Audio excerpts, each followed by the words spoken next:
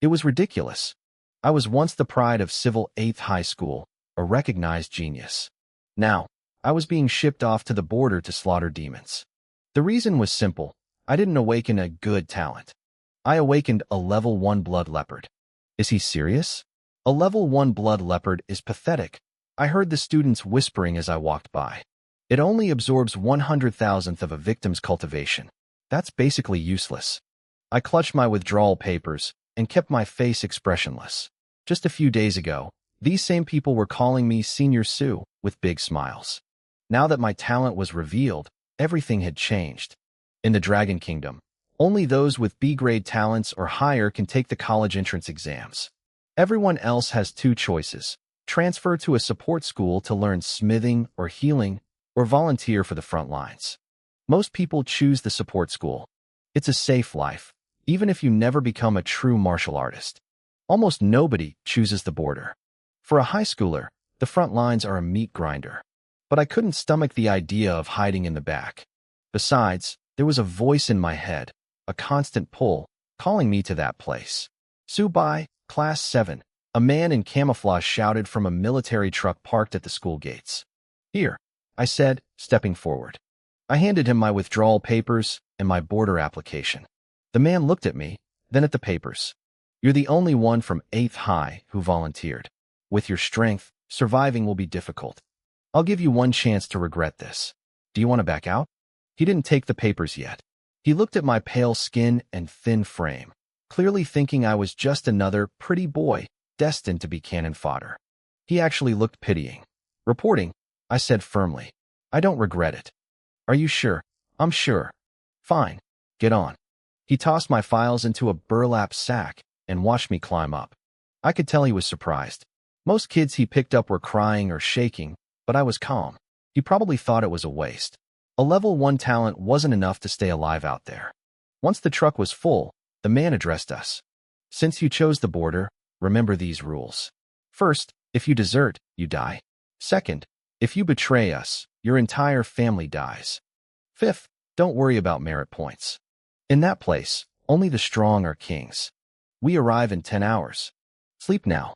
Once we get there, you'll never have a deep sleep again. The cabin went silent. Most of the kids closed their eyes, but I could see their hands trembling. They were terrified, staring into the abyss of their own futures. Only I and the girl sitting next to me seemed normal. She was busy eating snacks.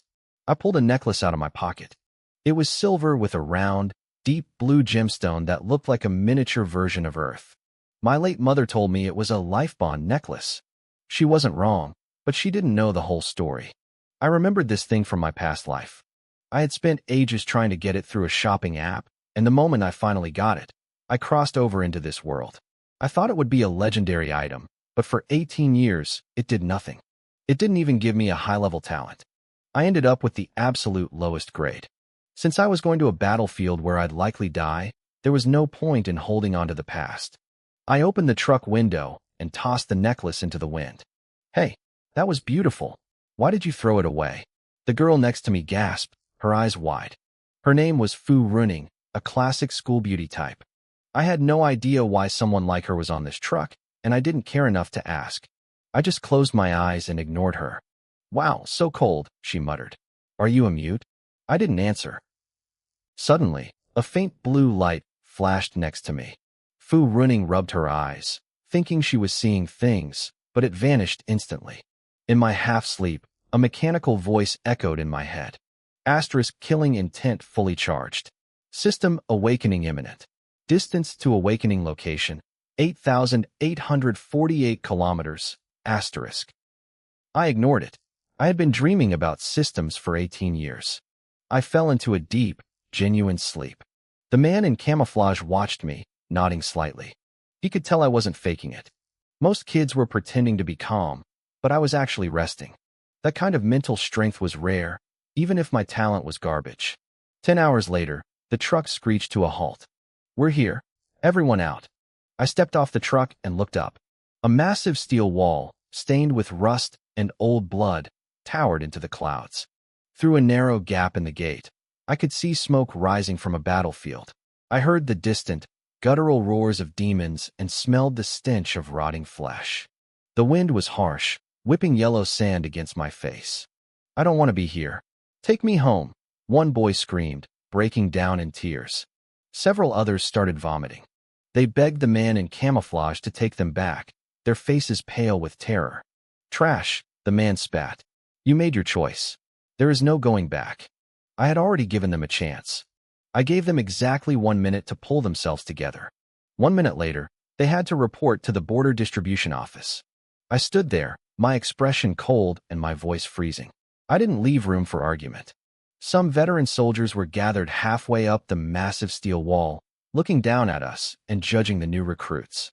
This batch of kids is pathetic, one of them remarked. Tell me about it, another replied. Way worse than the last group. Last year's kids threw up, sure, but they didn't cry like babies. Then, their eyes landed on me and the girl next to me. Hey, look at those two. They haven't even blinked. They've got some spine. That guy's mental strength is solid, a soldier said, nodding toward me. And the girl? She's still eating snacks. That's a whole different level of bold. They stared at my calm, steady demeanor. I could feel their eyes on me. They knew that if my talent wasn't complete garbage, I'd be a dangerous man to cross. A dozen of them climbed down from the wall. One of them called out to the man in camouflage, who I now knew as Old Xie. Old Xie tossed a snakeskin bag toward them without a word. Out here, the border operated on a squad system for hunting demons. These veterans were here to scout and recruit rookies. It saved on paperwork and kept the new kids from dying immediately. The higher-ups usually looked the other way. One of the scouts looked at my file and sighed. What a waste. Level 1 talent. He's got the right temperament, but his talent is just too low. If he was at least a D rank, I'd take him in a heartbeat. Level 1 means he'll grow too slowly. We aren't strong enough to carry dead weight. They pointed and whispered, their voices full of pity. I'd heard it all before. It didn't bother me anymore. I was focused on the mechanical voice ringing in my head. Asterisk killing intent fully charged. System awakening imminent. Distance to awakening location, 10 meters, asterisk. 10 meters. That was the distance to the other side of the steel wall. As soon as I stepped inside, the wait would be over. 18 years of waiting for this moment. I gripped the necklace inside my pocket, my mind racing. Suddenly, a young man in clean tactical gear walked up, holding a folder. Hey, you're Yirugwa, right? I'm the captain of Squad 72. Your file says you have B-rank talent. Yes, that's me, the girl said. Her name was Yirugwa. She looked at him warily and shuffled closer to me, trying to hide. The crowd erupted in whispers. B-rank? Why would a B-rank come to this hellhole? She could have gone to a top university. She must be crazy. I glanced at her, surprised myself. B-rank was rare. Do you want to join my squad? The captain asked, stepping closer. We can fight demons together. Yirugwa panicked and ducked behind my back, poking her head out just enough to shake it no. The captain looked at me, confused. A strange thought crossed his face. He probably thought I had tricked this girl into coming here. I was handsome, more handsome than the local legends like Ouyang or Xiao Yang, and he likely assumed I'd seduced her into a suicide pact. Even old Xie looked at me with shock. The way she had been happily eating snacks all day made it look like a romantic getaway rather than a trip to the front lines. You're wrong, I said flatly. I don't know her. Really? The captain didn't believe me for a second. I turned my head away. I didn't care what he thought. His face soured at my silence, but he didn't push it. He tried to recruit Yirugwa a few more times, but she rejected him every single time. Other scouts tried their luck, but she turned them all down too. Time's up, old Xie barked. If she doesn't want to join, stop bothering her. Everyone, fall in. Girls first, then boys. Follow me to the distribution office. We followed him through the narrow gap in the gate. As my foot hit the ground inside the steel wall, the voice screamed in my mind. Asterisk killing intent fully charged. System awakening imminent. Distance to awakening location, 0 meters, asterisk. Asterisk ding. Demon slaying drop system successfully awakened. Binding to host. Subai, asterisk. I felt a surge of energy. What are your functions? I asked internally. Asterisk host. This is the demon slaying drop system. By killing demons, you will obtain attribute points. Asterisk. These points can be added to your own stats, your talent level, your cultivation, or your weapons. Note, The system is picky. It will not upgrade weapons that are beneath its notice. My heart hammered against my ribs. I could upgrade my talent. My level 1 talent, Blood Devour, only allowed me to absorb 100,000th of an enemy's power. If I upgraded it to D rank, B rank, or even SSS rank, would that become 1/10? Or would I absorb everything? This was 2 cheats in one. I could increase my cultivation and my talent at the same time. My breathing grew heavy, but I forced myself to stay calm. There was no free lunch. To get those points, I had to kill. I had to kill a lot of demons. Old Xie glanced back at me, sensing the sudden shift in my aura. I took a deep breath and suppressed the excitement. 10 minutes later, we arrived at the distribution office. Register an order, then collect your gear, Old Xie commanded. I walked up to the desk. The girl behind it, wearing glasses, looked at my file. Name, Subai. Gender, male. Oh, sorry. Your skin is so fair. I thought you were a girl for a second. She looked up, and her eyes lit up. I could tell she thought I was attractive, but I didn't react. Am I registered? I asked. Yes, almost, she said, her voice turning soft and sweet, completely different from how she'd treated the others. The rest is in your file. You can go over there to pick out your equipment. Thanks, I said, turning to leave. She watched me go, practically drooling. Hey, sister, the next kid in line said. He's gone. Can I register now? Fine, she snapped, her cold attitude returning instantly. Name. I walked into the equipment room.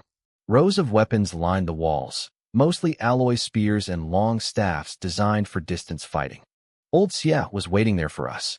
Most of you haven't even reached level 1 martial artist status yet, he began, looking at the last of us to arrive. So listen up. Since we weren't strong enough to hunt deep in the wasteland, we were restricted to the outer walls to kill common demons.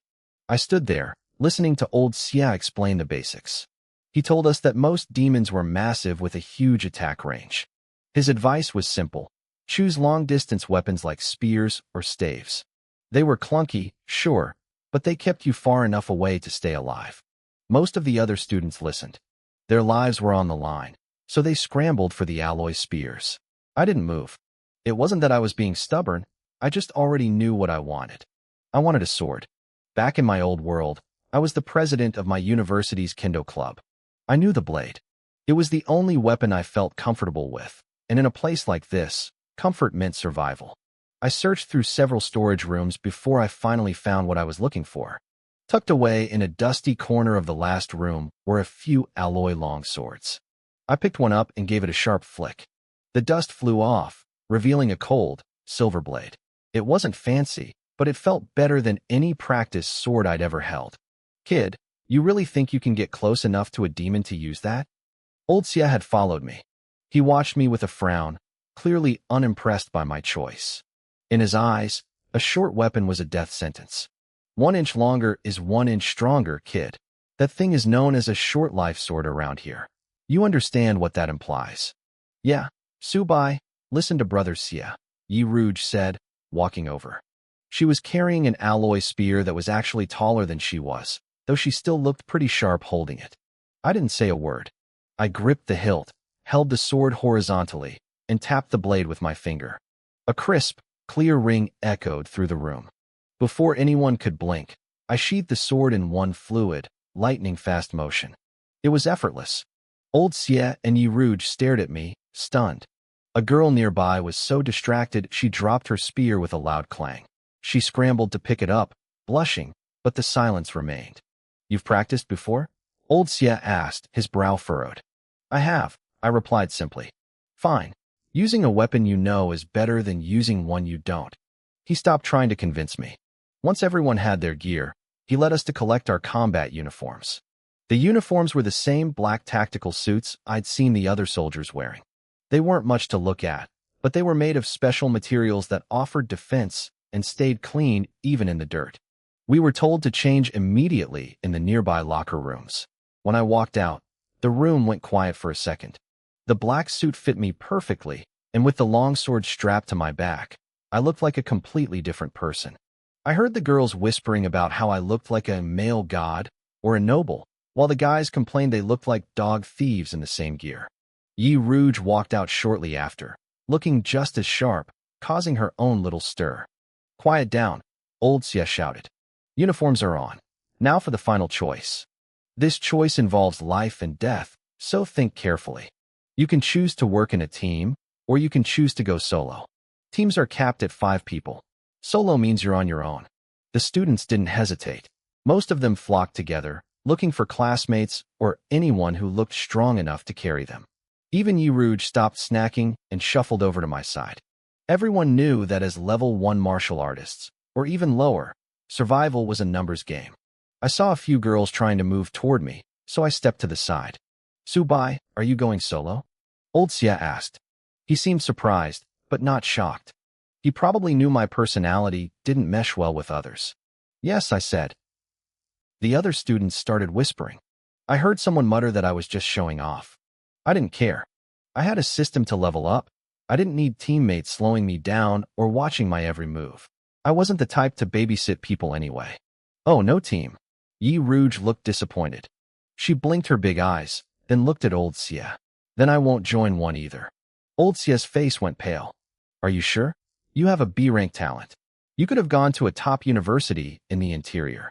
"I'm sure," she said firmly. Old Xia sighed. A B-rank talent was a golden ticket, but she was throwing it into the fire by going solo. He realized he couldn't change her mind. "Fine. I hope you don't regret it." He opened a heavy door behind him and brought out a bag filled with simple black rings. "These are merit rings. They record your kills. The points you earn can be traded for high-level weapons and armor. If you're in a team, tap your rings together to register. Subai, Yi Rouge, come with me." He led us into a separate room filled with shelves. On the center wall, a few rings looked different, more intricate and rugged. "These are the solo merit rings," he said, pointing to them. "Pick one. But before you do, let me warn you one last time. Once you choose these rings, you can't join a team. You have one last chance to regret this," old Xia said, his voice heavy. His eyes were fixed on Yi Rouge. He knew he couldn't talk sense into me, but he wanted to save her. A B-rank talent was too precious to let wither away out here. But Yi Rouge didn't even look up. She was too busy browsing the rings like she was at a jewelry store. "I want this one," she chirped, pointing at a ring shaped like a twisted tree branch. Old Xia sighed, his shoulders slumping. "There's no saving you." He took it down for her. "This ring is named Zhaoga. Take care of it." "It has a name?" "Zhaoga. I love it. It matches mine," she said, sliding it onto her slender finger.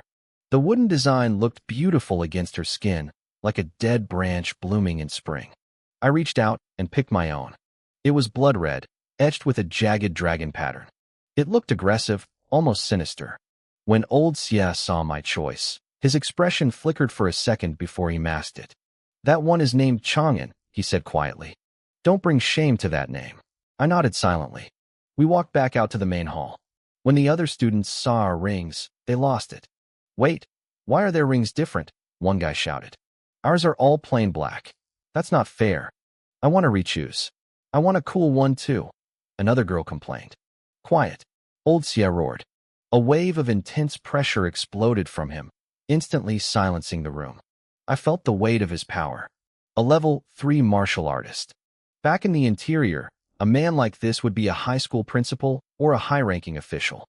Here, he was just a guide for new recruits. This eastern border war zone was clearly on a different level. I needed to be careful. Subconsciously, I reached for the necklace in my pocket, but my hand hit empty fabric. My heart skipped a beat. Asterisk system? What happened? Asterisk. Host, since awakening, the system has been fused to your neck. A voice echoed in my head. I looked down. There it was, hanging securely around my neck. "Can I take it off?" "No," the system replied. "But this is just a physical manifestation. If you wish, it can become invisible." I thought it, and the necklace vanished. I thought it again, and it reappeared. I decided to keep it visible. It had been with me through everything. It felt wrong to hide it. Old Xia looked at the complaining students with a cold smirk. "If you want these rings, you can have them. All you have to do is choose to go solo. Anyone brave enough to sign their own death warrant." The room went dead silent. No one moved. "Since nobody has the guts, follow me," old Xia said. "For your first month, you'll be guarding the walls of Tianmen Pass. I'll show you your stations. Tianmen Pass. The Gate of Heaven. I looked up at the massive structure. It literally looked like it was holding up the sky. We took a massive elevator to the top. Even at this height, there was no fog or clouds. The air was crystal clear, allowing us to see for miles into the wasteland. Surprised? Old Xia asked, noticing my expression. I was too, 18 years ago. They say the sky is kept clear by the commander-in-chief. He's a Qiongyu realm powerhouse. I've been here nearly 2 decades, and I've never even seen his face. Qiongyu realm? One student asked. What rank is that? It's a classification used by the demon race, Old Xia explained. Qiongyu corresponds to a level 6 martial artist in our human terms. The students gasped. To us, a level 3 was a god. A level 6 was beyond imagination. Can you tell us the other ranks? I asked calmly. Old Xia looked at me, likely comparing my composure to the shaking kids around me. The demons have a poetic way of naming things. Most war zones use their system now.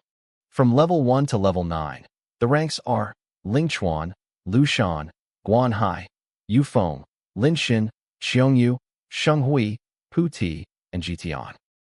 Jitian, the one who reaches the sky, Yi Rouge whispered, her eyes wide. Level 9, the Jitian rank, has another name, Old Xia added, his voice dropping an octave. The Sovereign. The word hit us like a physical weight. Sovereign. In a world of monsters, that title sounded like the absolute peak of existence. Old Xia looked at me for a moment, his eyes lingering on my Chang'an ring. I could tell what he was thinking. He saw my pride and my choice to go solo, but he also saw my level 1 talent. To him, I was just another kid who would be lucky to survive the week, let alone dream of becoming a sovereign. He led us to a rusted shack on the wall and spread out a map. There are 10 generals under the commander, but out here, you mostly answer to your squad leaders. There are 100 sectors along this wall. The middle sectors are the safest. The ends are where the fighting is thickest. He pointed to 5 remaining spots for the solo practitioners. Pick one. I suggest the middle. I didn't hesitate. I pointed to Sector South 23. Yi Rouge chose South 35. South 23? I thought you'd pick something easier. Old Xia joked, but I just stared at him. I wasn't being brave. I was being calculated. I'm Xia Changkong, he said, his face turning serious. Most people here just call me Old Xia. From this moment on, we are brothers in arms. But let me give you one last piece of advice. Watch the demons, but watch the people next to you even closer. And never lose that ring. It's the only thing that proves you're still alive. Old Xia pointed to a small device inside the ring. He explained it was a locator. Every time we needed reinforcements or a supply drop, the military tracked us through these merit rings. He didn't waste any more time. He told us to line up, grab a copy of the boundary regulations, and head to our assigned sectors.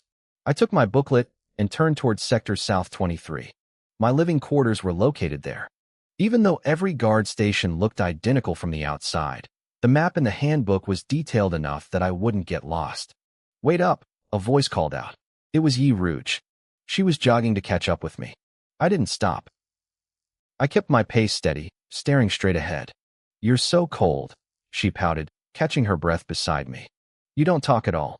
Do you want some snacks? She held out a small bag of chips, offering them with a hopeful look. No, thanks, I said shortly. Oh, so you do speak. She wasn't discouraged by the rejection. Instead, she flashed a brilliant smile. Don't you think the names for the demon realm ranks are beautiful? Lingchuan and Guanhai, they sound so poetic. Don't you think? I ignored her. I just kept walking. Ugh, silent again, she sighed, though she didn't stop following. Why didn't you join a team? It's better to have people around, even if the snacks disappear faster. Also, the way you use a sword is really cool. Can you teach me? By the way, her nonstop chatter was giving me a headache. I picked up the pace. She tried to keep up, but I started using the basic footwork techniques I'd learned back at school. I moved like a shadow, weaving through the crowd. Hey, slow down, she yelled. The faster she talked, the faster I moved. Eventually, I left her far behind. She stood there in the middle of the path, looking confused. She scratched her head and muttered to herself. Is it because I didn't offer him the cucumber-flavored chips? But that was my last bag. I finally reached the guard room for Sector South 23. The door creaked open, and a young man stepped out. He was clutching a long spear, his eyes sharp. When he saw I was alone, his face soured instantly. "Just you?" he asked, his voice dripping with irritation. I gave him a silent nod. "Fine. Great," he sneered. "Not even a martial artist, yet you dare to pick a solo post. You're looking for death. I just hope I don't hear news that South 23 fell tonight because of a weak link." He brushed past me, his shoulder hitting mine. But after a few steps, he stopped and looked back with a cold smirk. "If I'm not mistaken, that ring on your finger is the Chang'an, right?" I turned slowly. "Is there a problem?" He was a level 2 martial artist, but I wasn't afraid. The regulations were clear. Killing fellow guardians was strictly forbidden. The penalty was death. "Nothing much," he said, his eyes narrowing. "It's just that you took something our captain considered his own. You'd better stay alive. My name is Jin Hai. My cultivation is at the Lushan rank. I have a feeling we'll meet again." He laughed and walked away, his spear resting on his shoulder. I frowned, then stepped inside the station. The room was cramped and bleak. There was a bed, a locker, and a toilet. In the center of the room sat a small dining table with a hole in the middle. The manual said food was sent up through a mechanical lift there. After a quick sweep to make sure there were no hidden cameras, I sat cross-legged on the floor. "System," I whispered. "Host, I am here," the voice echoed in my mind. "Did you forget something?" I asked. "Where is my newbie gift pack?" "My apologies, host," the system replied. "What others have, you shall have, and yours will be better." Ding. Newbie gift pack issued. Would you like to open it? Open it. Ding. Congratulations. You have received Personal Attribute Panel, 100 attribute points, and a pure sword heart. Suddenly, 100 flashes of sword light erupted from within my body. My alloy sword, leaning against the wall, began to vibrate violently, letting out a sharp, metallic ring. 10 seconds later, the light faded. I exhaled a cloud of murky air and opened my eyes. 2 sharp beams of sword intent flickered in my pupils like lightning. I reached out, and the alloy sword flew into my palm. It hummed happily, like a dragon returning to the sea, before falling silent. It was only a C-grade weapon. If it were A-grade or higher, it might have resonated even more with my new pure sword heart. In this country, weapons were ranked from E to SSS. A C-grade spear was the strongest thing I'd seen back home, but here at the border, it felt like a toy. System, open the panel. A screen appeared in my vision. Name, Su Bai, Cultivation, Mortal, 90/100, Attribute Points, 100, Physique, 17, Average Person is 10, Mental Strength, 50, Average Person is 10, Talent, Pure Sword Heart, Level 1, Blood Devour 0/100. I needed to survive first. I decided to dump my points into Cultivation and Physique. System, put 10 points into Cultivation and the rest into Physique. Ding. Processing. Done. Current Cultivation, Lingchuan rank, 0/200. Current Physique, 107. Ding. Physique has exceeded 100. Evolution triggered. Congratulations, you have obtained Iron Skin and Bronze Bones. I felt a surge of energy. I closed my eyes and felt a cloud of spiritual power swirling in my dantian. This was the energy I could never grasp back at school. I had spent years stuck as a normal human, dreaming of this moment. I never expected it to be this easy. I flicked my wrist, and the spiritual energy hardened into a blade. I lunged at the steel wall. There was a loud bang, and the energy blade shattered. The wall didn't have a scratch. A translucent barrier rippled across its surface. The great array of the Heaven's Gate was no joke. I pulled back and punched my own alloy sword. Instead of a dull thud, I heard the screech of metal hitting metal. My skin turned a dull, grayish-blue for a second before returning to normal. I realized that weapons below D-grade couldn't even bruise me now. The border was still dangerous, and C-grade weapons could still hurt, but I was no longer the weakling who had walked through the gate an hour ago. I was ready.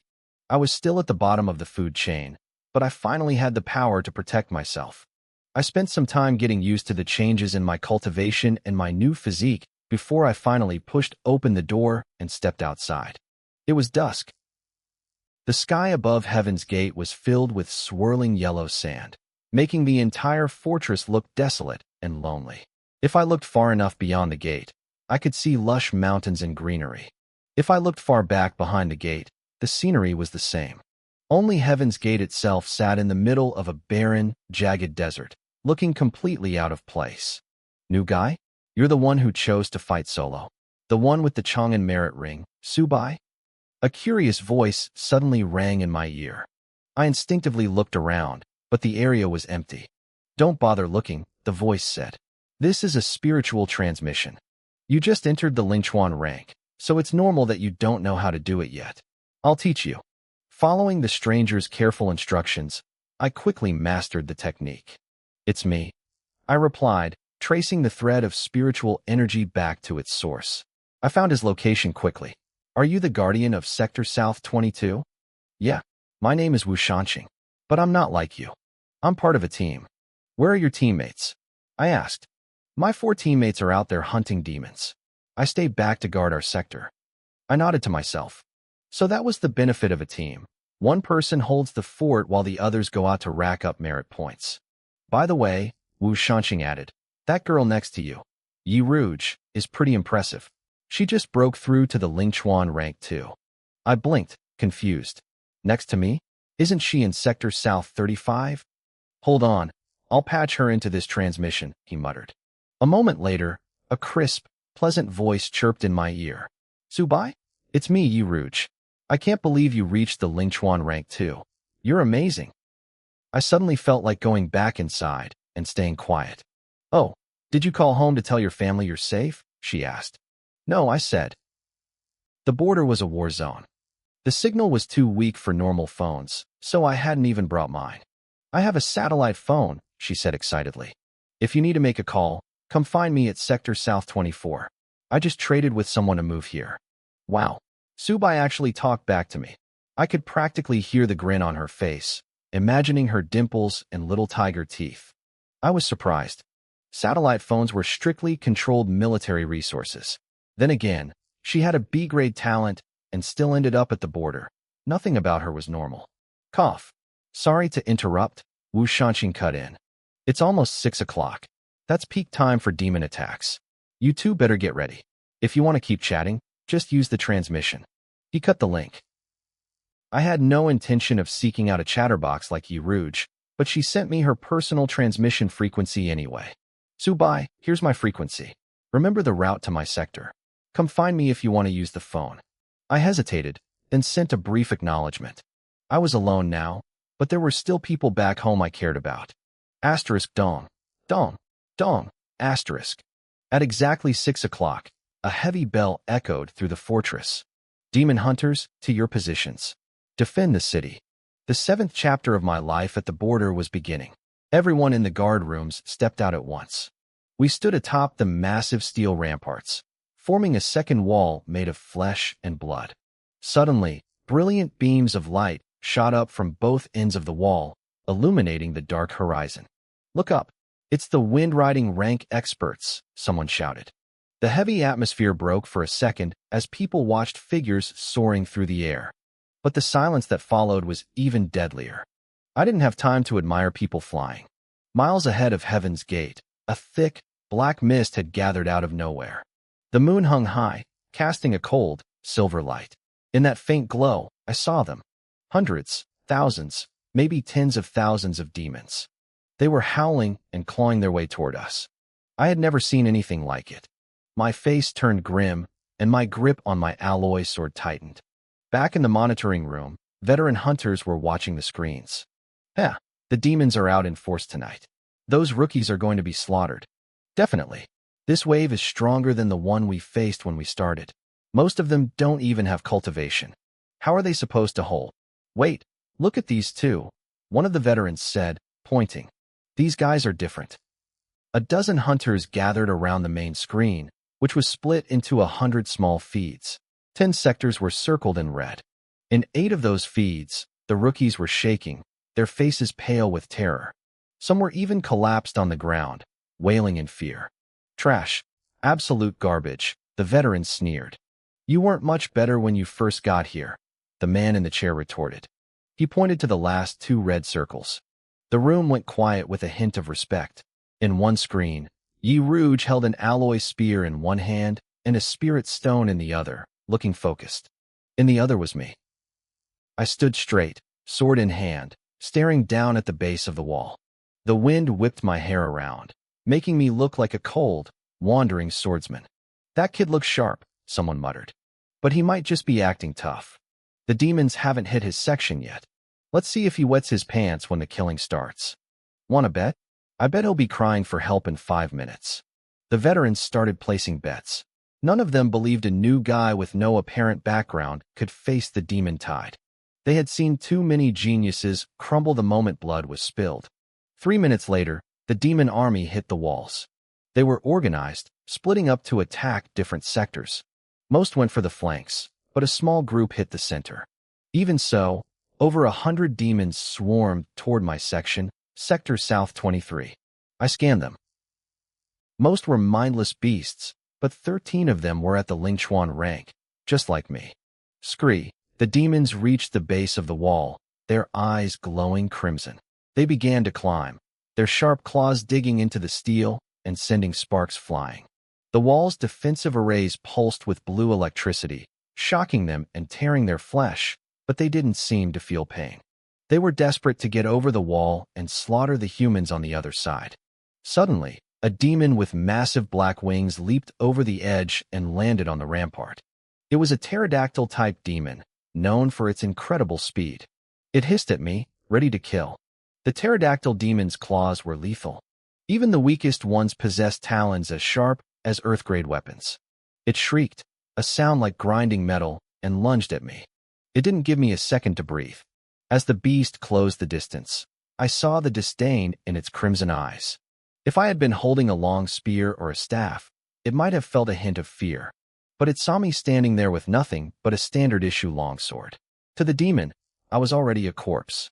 It bared its fangs in a hideous grin, likely imagining the moment it would tear me into bloody pieces. Then I moved.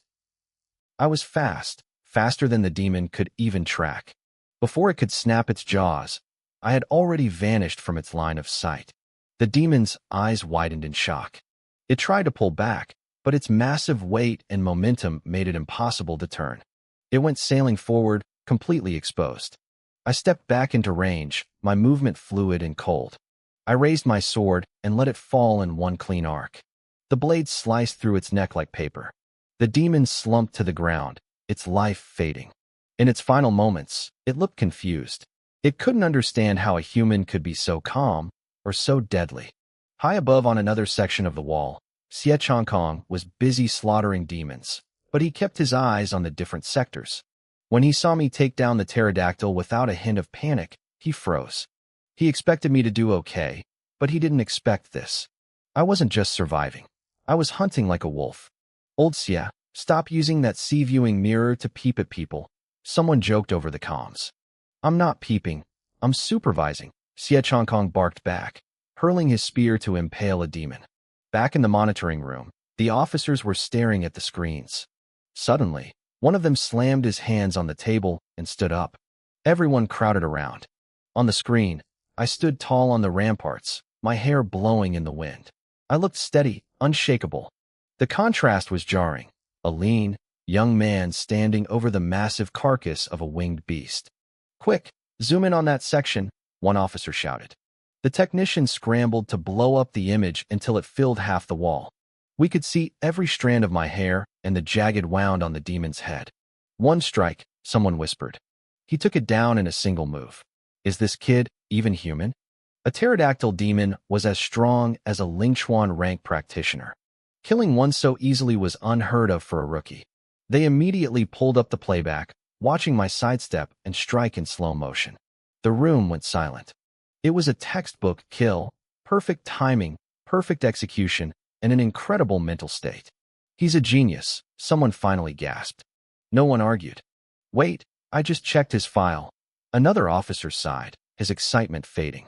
If his talent were higher, he could have been the next South Demon. The room filled with disappointed sighs. A level 1 talent was a death sentence for a martial artist's future. Holy crap. Look at the screen, a man screamed. He just jumped off the wall. Is he insane? I didn't hear their shouting. I had just felt the rush of a system notification in my ear. Asterisk ding. Host killed a common grade pterodactyl demon. Obtained 1 attribute point. Asterisk.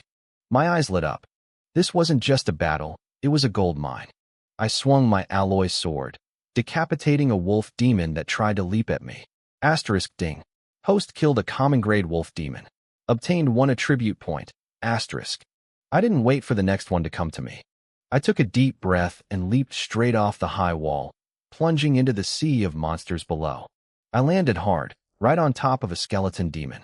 These things were notorious for their hard bones. Standard weapons usually bounced right off them.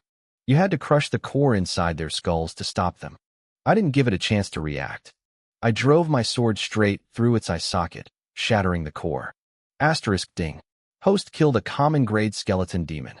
Obtained 1 attribute point. Asterisk. I didn't stop. I jumped onto the back of the next demon, my sword rising and falling like a rhythmic machine. Up on the wall, the veterans were losing their minds. Who is that guy? He's a beast. Since when do the low-level guys in the center sector have the guts to jump off the wall? That's not just brave, that's stylish as hell. It looks like a movie. Xie Changkong's face went pale when he saw me disappear into the crowd of demons below. Jumping off the wall was a move reserved for the elite powerhouses at the flanks, not a new recruit. Yi Rouge, who was busy chewing on a lollipop while dual-wielding pistols, stopped mid-shot. She rubbed her eyes, thinking she was hallucinating. But when she saw that blood-stained alloy sword gleaming in the moonlight, she knew it was me. Nobody else used a sword like that. Is he for real? She muttered, her eyes wide. I looked like a sword immortal from an old legend, drifting through the battlefield and leaving a trail of bodies behind. I looked elegant, but my mind was purely analytical. I wasn't being reckless. I had calculated the risks. With my iron skin and bronze bones, these common demons couldn't hurt me in a straight fight. I wasn't just defending a wall anymore. I was harvesting. After my physical transformation, my body felt like a finely tuned machine. My speed, endurance, and reaction times far surpassed these common demons. That was my edge. But more importantly, I wanted those attribute points. I ripped my alloy sword from the skull of the wolf demon beneath my feet. Asterisk ding. Obtained 1 attribute point. Asterisk. I was halfway down the massive steel wall now. I didn't stop. I kept descending, carving a path through the meat and bone. Human, you have some nerve, a voice hissed from below. To launch a solo counterattack, you're seeking death. A sudden, fragrant wind wafted up from the base of the wall. Before I could react, a thick cloud of pink mist swirled around me, swallowing me whole. Crap, it's the Fox clan. Someone yelled from the monitoring room back on the wall. They're masters of illusions. The faces of the veterans turned grim. A few sighed, looking away. In their eyes, I was already a dead man. Even a Lushan rank martial artist struggled to break free from a Lingchuan rank fox demon's charm, let alone a recruit like me. Why was he so impulsive? Xie Changkong sighed, closing his eyes. There was no record of anyone at our level escaping a fox demon's trap. He had seen potential in me, but now, he was certain I wouldn't survive. Yi Rouge was stationed right next to my sector. She saw the pink mist and bit her lip. She wanted to help, but I was dangling halfway down a skyscraper-sized wall. She was only at the Lingchuan rank herself. By the time she reached me, it would be over. Subai, you better stay alive, she whispered. She stopped eating her snacks. Her twin pistols roared, and her spear moved like a lightning bolt, clearing her own zone with a newfound ferocity. She didn't look back at me. She couldn't bear to see the end. Suddenly, a clear, high-pitched sword hum echoed across Heaven's Gate. A brilliant streak of sword light, over 10 meters long, tore through the pink mist. It was blinding, like a falling star cutting through the night sky, illuminating the entire defense sector. Up on the wall, Yi Rouge caught the flash out of the corner of her eye. She smirked and reached back into her bag for another snack. I knew it, she muttered. Xie Changkong gasped, his heart nearly skipping a beat. That sword light, when did he break through to the Lingchuan rank? In the monitoring room, the veterans were losing their minds. Holy crap, that was beautiful. Did you see that range? Who said there wouldn't be a miracle? Down at the base of the wall in Sector South 1, A woman in a sturdy combat suit glanced toward my position. She looked away quickly, but the sword gripped in her hand was trembling violently. Others couldn't see it, but she felt it. The moment my sword light appeared, her own blade had tried to break free from her grip to fly toward me. "Captain, should we recruit him?" a woman beside her asked. The captain watched the distance for a moment before shaking her head. "He's not qualified for the Rakshasa squad yet, but the Heaven squad has already sent scouts to check him out." The captain paused. "Fine, go see him after tonight's shift." "I thought you said he wasn't qualified," the teammate teased. "I founded the Rakshasa squad," the captain snapped. "If I say he's qualified, he's qualified." I had no idea I was causing a stir. I just thought the fox demon in front of me was disgusting. My pure sword heart made me completely immune to illusions. I didn't see a beautiful woman in the mist. I saw an ugly, mangy fox scratching and posing like a freak. I gave it a quick death. Asterisk ding. Host killed a Lingchuan rank fox demon. Obtained 10 attribute points. Asterisk. Common demons gave 1 point, but Lingchuan ranks gave 10. The gap was huge. I suddenly wanted to hunt nothing but the high-level ones, but I couldn't be picky. I needed every point I could get. I leaped from the fox's corpse, my sword flashing as I cleared the base of the wall. Within 10 minutes, the remaining 13 demons in my sector, 5 foxes and 8 common beasts, were nothing but piles of attribute points. It was a buffet. I took the internal elevator back up to the top of the wall. When I stepped out, a young man holding a long staff was waiting outside my quarters. "That sword strike was strong," he said, his expression dead serious. "My name is Qin Tianju. You can call me Old Qin, or you can call me Tianju. Just don't use my full name." "Okay. Is there a problem?" I asked. "No. Just wanted to see who you were and learn the way to your door. We might work together later. I'm from the rear support monitoring room. I'm the guy who bails you guys out when things get messy." He turned to leave, but stopped after 2 steps. "Again, I'm Qin. Tianju. Don't call me by the full name." I watched him go, then stood guard for a while longer. Once I was sure the wave was over, I retreated to my room. System, open status panel.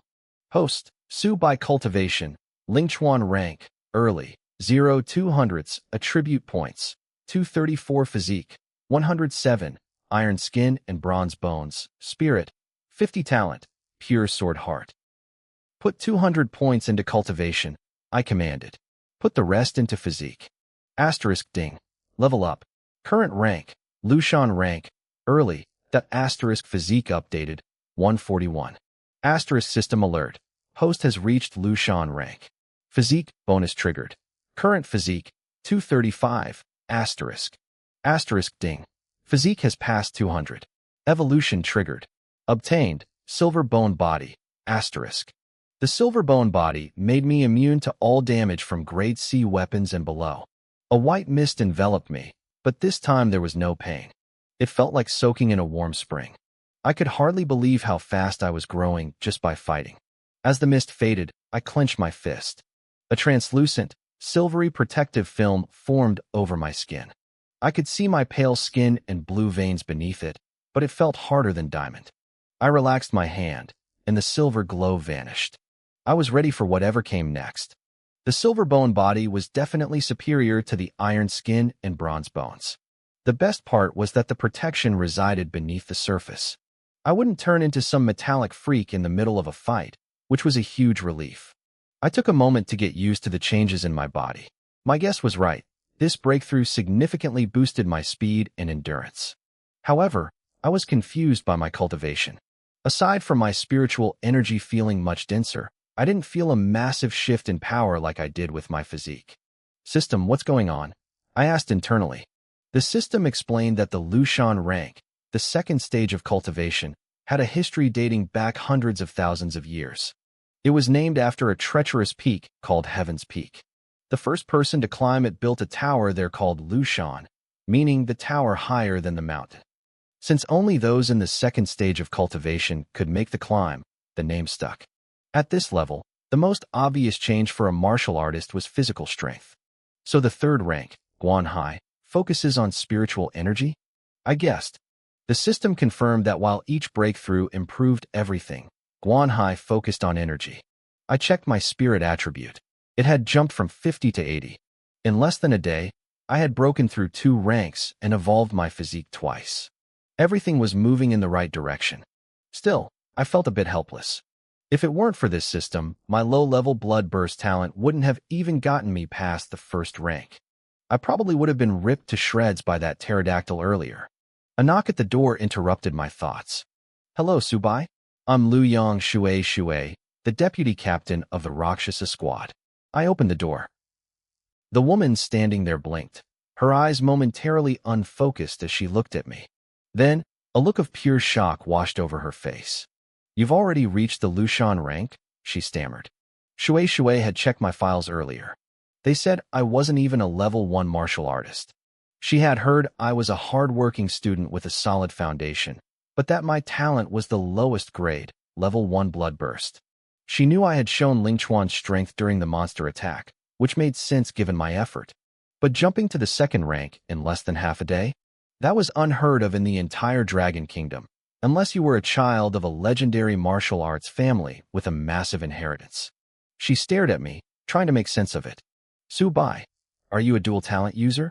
Did you awaken a 2nd talent later on?" It was the only logical explanation she could find. Her own captain was a dual talent user, so she knew it was possible, even if it was rare.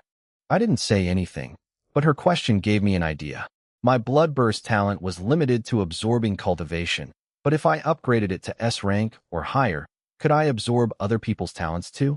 Seeing my silence, Shui took it as a yes. Her eyes brightened. "I knew it. Look, I'm here to invite you to join our monster hunting squad. These squads are formed voluntarily, so even if you choose to work alone later, it won't affect your status. Here's our brochure. Don't feel pressured to answer now. You have a month before you're required to head outside the gate for missions." She handed me a small booklet. I took it, but I had one specific question. "Which squad does Jin Hai belong to?" Shui glanced at the Chang'an ring on my finger. Jin Hai is a member of the Thick Earth squad.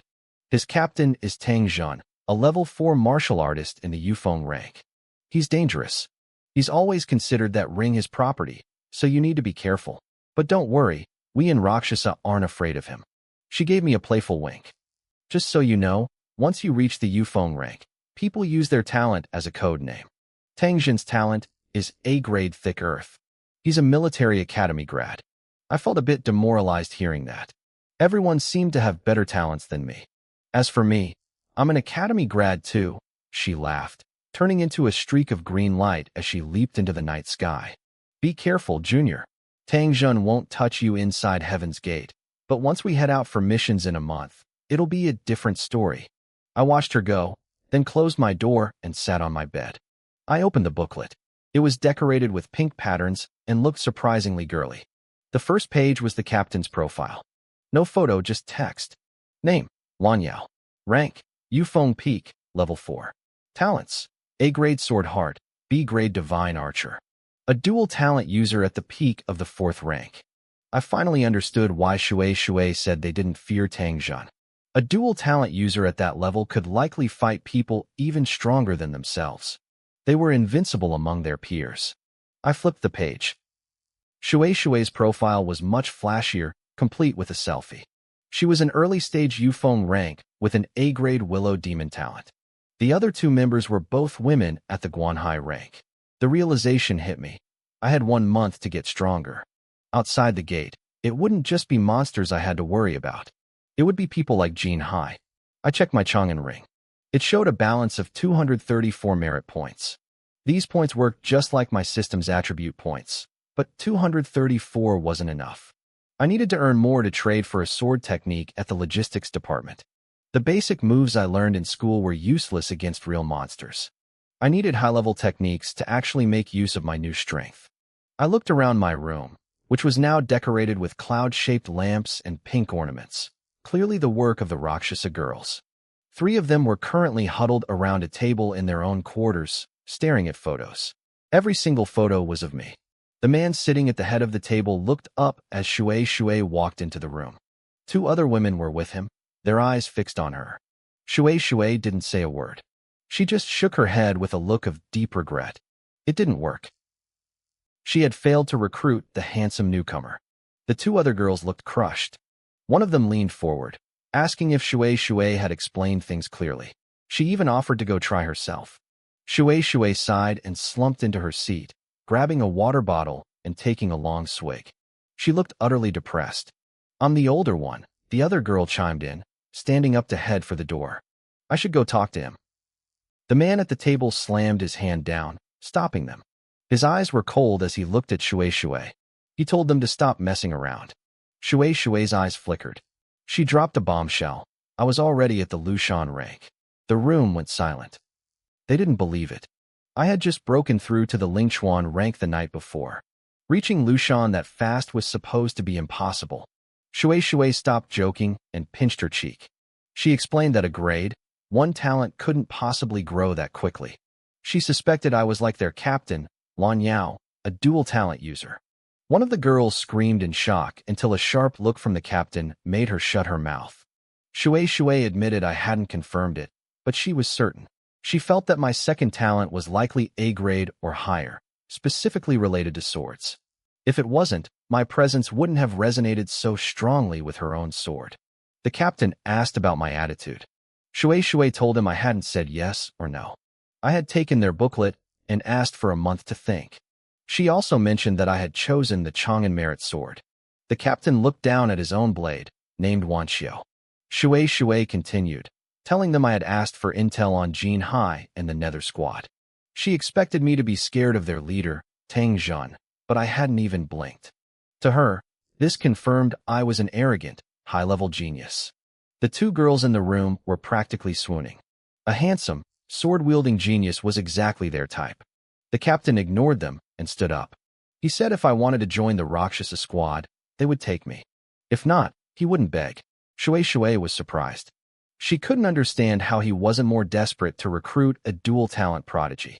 But the captain just walked out. Only a genius could truly understand another genius. He knew my mind was already set on my own path. The next day, Xie Changkong visited Sector South 23. When he realized I had already reached the Lushan rank, he stood frozen for several minutes. He eventually snapped out of it and explained the details for the monster hunting missions starting in a month. He left me a detailed encyclopedia of the demon race. Over the next few weeks, other squads tried to recruit me. I turned them all down. From them, I learned about the rankings within Heaven's Gate. I checked my ring. The number 1043 appeared. It wasn't merit points, it was my combat rank. There were 1,042 people stronger than me. I was surprised by the sheer number of experts at the border. Suddenly, Yi Ruge's voice chirped in my ear. She was shocked I had reached Lushan and complained that she was still a few days away from her own breakthrough. She started rambling about how cool my sword strike was and offered to pay me in merit points or spirit stones to teach her. I got annoyed and cut off the communication. It was 6 p.m., time for duty. I opened my system panel. My attribute points had climbed to 3,427. My physique was at 240, and my spirit was at 91. I had spent the last month focused entirely on killing monsters and guarding the wall. I hadn't used my attribute points yet, but I had spent 2,000 merit points on a new sword technique called the Three Rising Swords. Thanks to my pure sword heart, I had already mastered it to the highest level. My foundation was solid. Tomorrow was mission day. It was time to power up. I commanded the system to put 409 points into my cultivation. A golden light washed over me. I had reached the early stage of the Guanhai rank. Everything changed. My vision sharpened to an insane degree. I could see tiny dust particles dancing in the air. I could zoom my vision in and out like a camera lens. If I focused hard enough, I could even predict the trajectory of moving objects. The system chimed again. My spirit had hit 103, triggering a qualitative change. I gained a new ability, eidetic memory. Everything I saw or heard would now be perfectly recorded in my mind. I didn't stop there. I dumped 240 points into my physique, bringing it to a total of 500. Another transformation was coming. A golden light enveloped me. It was the same sensation as before, warm and transformative. The system chimed, announcing that I had acquired the spirit body. This new ability allowed me to negate all damage from C-rank martial skills and below. The light faded as it merged into my skin. I focused my mind, and a translucent golden protective barrier shimmered into existence around my hand. This was the best part of the spirit body. Unlike the rigid iron skin, I could manifest this defense whenever and wherever I wanted. It felt much more natural. Upgrading my cultivation and physique had cost me 649 attribute points. I checked my balance. I still had 2,778 points left. I took a deep breath and looked at my innate talent, blood retribution. I hadn't touched it since I arrived. System, upgrade blood retribution, I commanded. The prompt flashed instantly. My blood retribution talent was now C rank. At this level, I could absorb 1/10,000th of the cultivation from anyone I killed. Even better, there was a 5% chance of a critical strike, which would multiply the gains. The next rank, B rank, would increase the absorption to 1,000th and double the crit chance. 1/10,000th didn't sound like much, but if I killed enough monsters, those numbers would stack up fast. Quantity has a quality of its own. System, refresh my status panel. The screen flickered. My cultivation was at the early stage of the Guanhai rank. My physique was at 500, granting me the spirit body. To reach the next transformation, I needed to hit 3,000. My spirit sat at 103, giving me eidetic memory. My 3 rising swords technique was already at the truth level, meaning I had mastered it completely. I tapped my merit ring twice. The number 639 appeared. That meant there were 638 other warriors at the Guanhai rank or higher in the eastern border zone. I was somewhere in the middle of the pack. To truly hold my ground, I needed to be stronger. I hadn't forgotten about the Nether hunting squad. They were still watching me from the shadows, waiting for a slip-up. Don't. 6 o'clock sharp. The familiar rhythm of the border echoed through the air. It was time for the monster hunters to take their positions.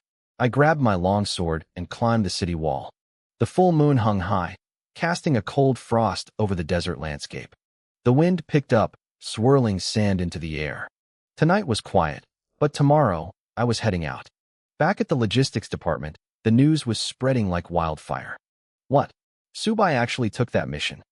Xie Chongkong stared at Yi Rouge, completely stunned. He couldn't believe it. Subai seemed so level-headed.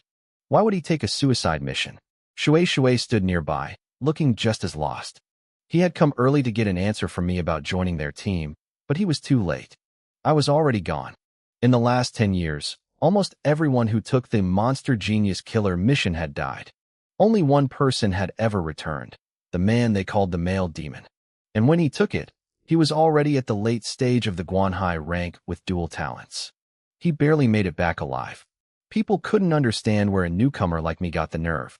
He's looking for death, the veterans whispered. A rookie taking that mission? It's a joke. He probably thinks he's the next male demon. In a dark, windowless room, 2 red eyes suddenly flared to life, bathing the space in a bloody glow. Tang Zhun, the captain of the notorious Nether squad, emerged from the shadows.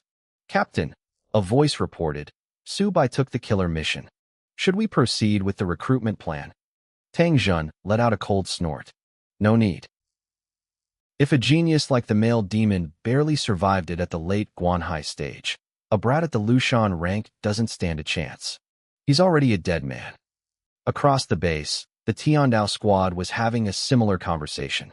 Their captain, Yang Tian, sat at a white stone table, looking indifferent. My team doesn't recruit ghosts. Forget about him. On the city wall, Shui looked at his captain, the male demon himself.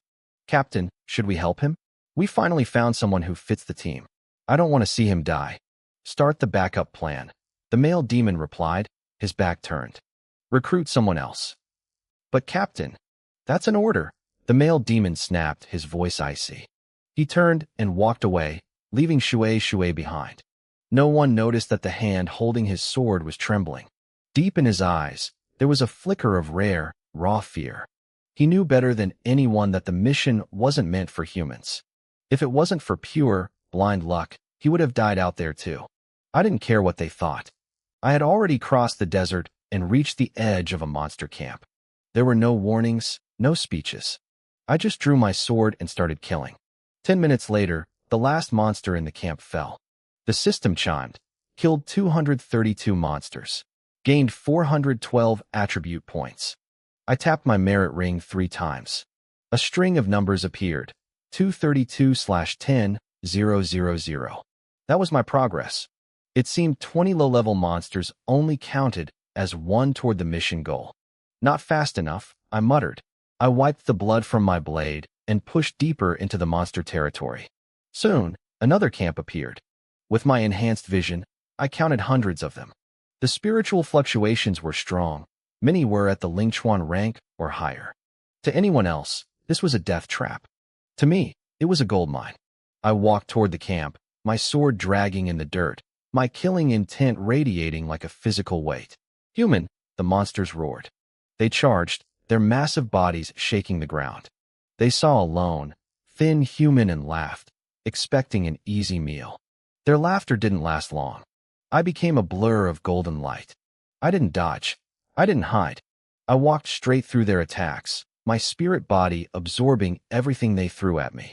Every swing of my sword took a life. I was a human-shaped disaster.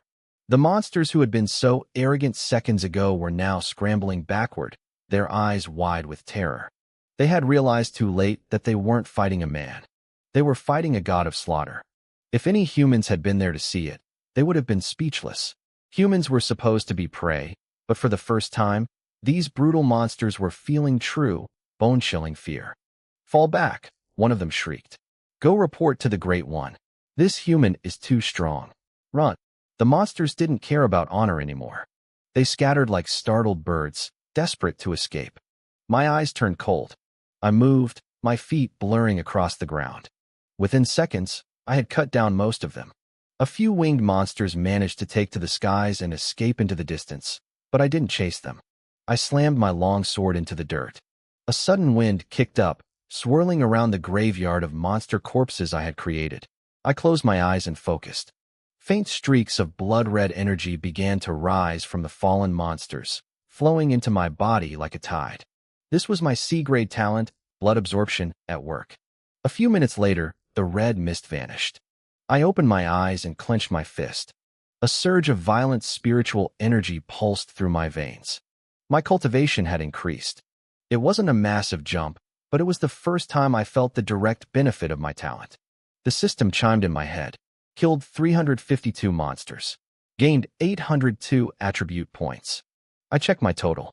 In less than half a day, I had gathered over 1,200 points. Back at the fortress, it would have taken me 10 days of boring guard duty to earn this much. Hunting was definitely the faster way to grow. I wiped my blade and headed toward the left side of the camp. My captain, Xie Chongkong, had told me that monsters were strictly hierarchical. Camps of the same rank were usually clustered together. I was still on the outer edges of their territory. If I went deeper, I'd encounter monsters at the Lushan rank, the Guanhai rank, or even higher. Higher-ranked monsters meant more attribute points, but I wasn't suicidal. I knew those fleeing monsters would bring back reinforcements. I needed to be careful. For now, these low-level camps were the perfect gold mine for a slaughter. Deep inside the monster territory, a humanoid monster sitting on a tiger skin throne slammed his hand onto a table. The entire tent shook. "What did you say?" he roared. "A single human slaughtered one of our camps." A fox monster knelt on the ground, trembling. "It's true, great king. Look." He crushed a recording stone, and an image flickered into the air. The monsters in the tent watched as a figure bathed in golden light walked through their ranks, ignoring every attack and reaping lives like a god of death. The room went silent. They had never seen a human this ruthless. "His physique is incredible," the leader muttered.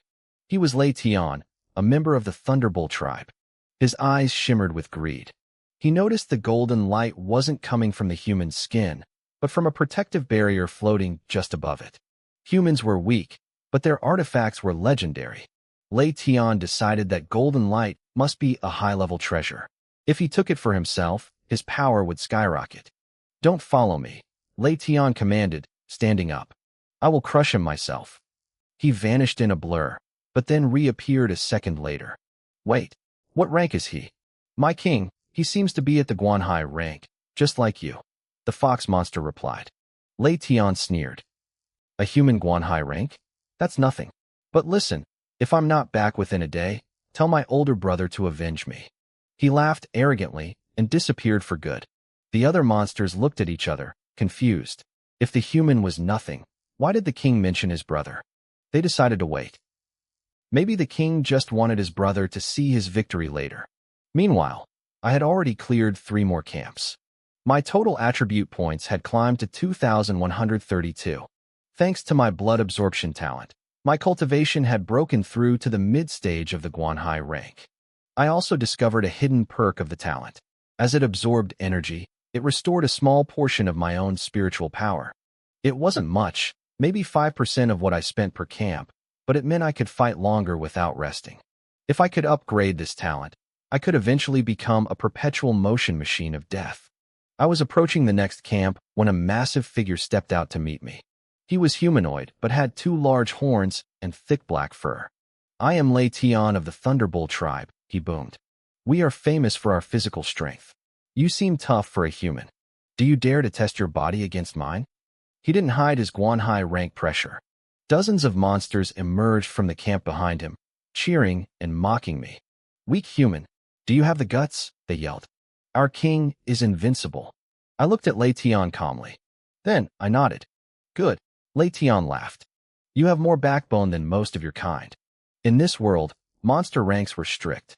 A Guanhai rank monster was considered a king, ruling over 10 camps. Above them were emperors, sovereigns, and heavens. Lei Tian was the ruler of this entire sector. "Since you agree, we play by Thunderbolt rules," Lei Tian said. He pulled out 2 glowing stones. "These are gold tempering stones. They create a field of razor-sharp energy." He threw them down, and 2 3-meter-wide golden domes appeared. "We step inside. Whoever stays in the longest wins. Simple, right?" I nodded again. Lei Tian's smile turned nasty. He had already refined these stones. He could control the intensity of the energy inside them. I was walking into a trap, but I didn't care. He wanted my treasure, and I wanted his points. "On the count of 3, Lei Tian said. 1, 2, 3. We both stepped into the golden light. A shadow burst from the dense trees, moving with a fluid precision that spoke of 1,000 rehearsals. A long spear hissed through the air, aimed straight for my throat. I twisted my body, the cold steel grazing my chest as I leaped back. It was Jinhai. He wasn't the same man I had seen before.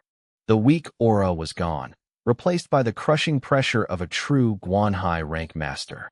He had been hunting me for days, scouring the outskirts of the monster territory. He finally found me, but the look on his face wasn't just hatred. It was shock. He realized I had also reached the Guanhai rank. "Subai, hand over the ring," he roared. "It belongs to my captain." He didn't wait for an answer.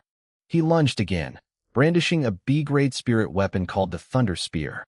Blue lightning crackled along the shaft, turning the forest air sharp with the smell of ozone. The spear slammed into my defensive barrier. My golden body shield flickered and dimmed under the sheer force of the lightning. I felt the impact vibrate through my bones. I retreated 3 steps, my feet digging into the dirt. Jinhai saw me stumble and let out a manic laugh. He thought I was terrified. He pressed the advantage, his strikes becoming a blur of electric death. We traded hundreds of blows in the span of a few minutes. I kept backing away, parrying just enough to stay alive. But something was wrong. Jinhai's movements began to slow. His breathing grew ragged, and his spiritual energy was draining fast. I, on the other hand, was perfectly calm. I was watching his technique, feeling the way a Guanhai rank master moved. He stopped suddenly, his face turning a sickly shade of pale. The realization hit him like a physical blow. You're using me as a sparring partner?" he stammered. I didn't deny it. I looked him in the eye and felt the pure sword heart pulse within me. "Since you figured it out," I said quietly, "it's time for you to go." I moved. I didn't just run. I became a streak of blinding white light. I was too fast for his eyes to follow. He tried to raise his spear in a desperate block, but his vision suddenly tilted. He didn't feel the pain at first. He only felt the ground rushing up to meet him. As his upper body slid away from his legs, he finally understood.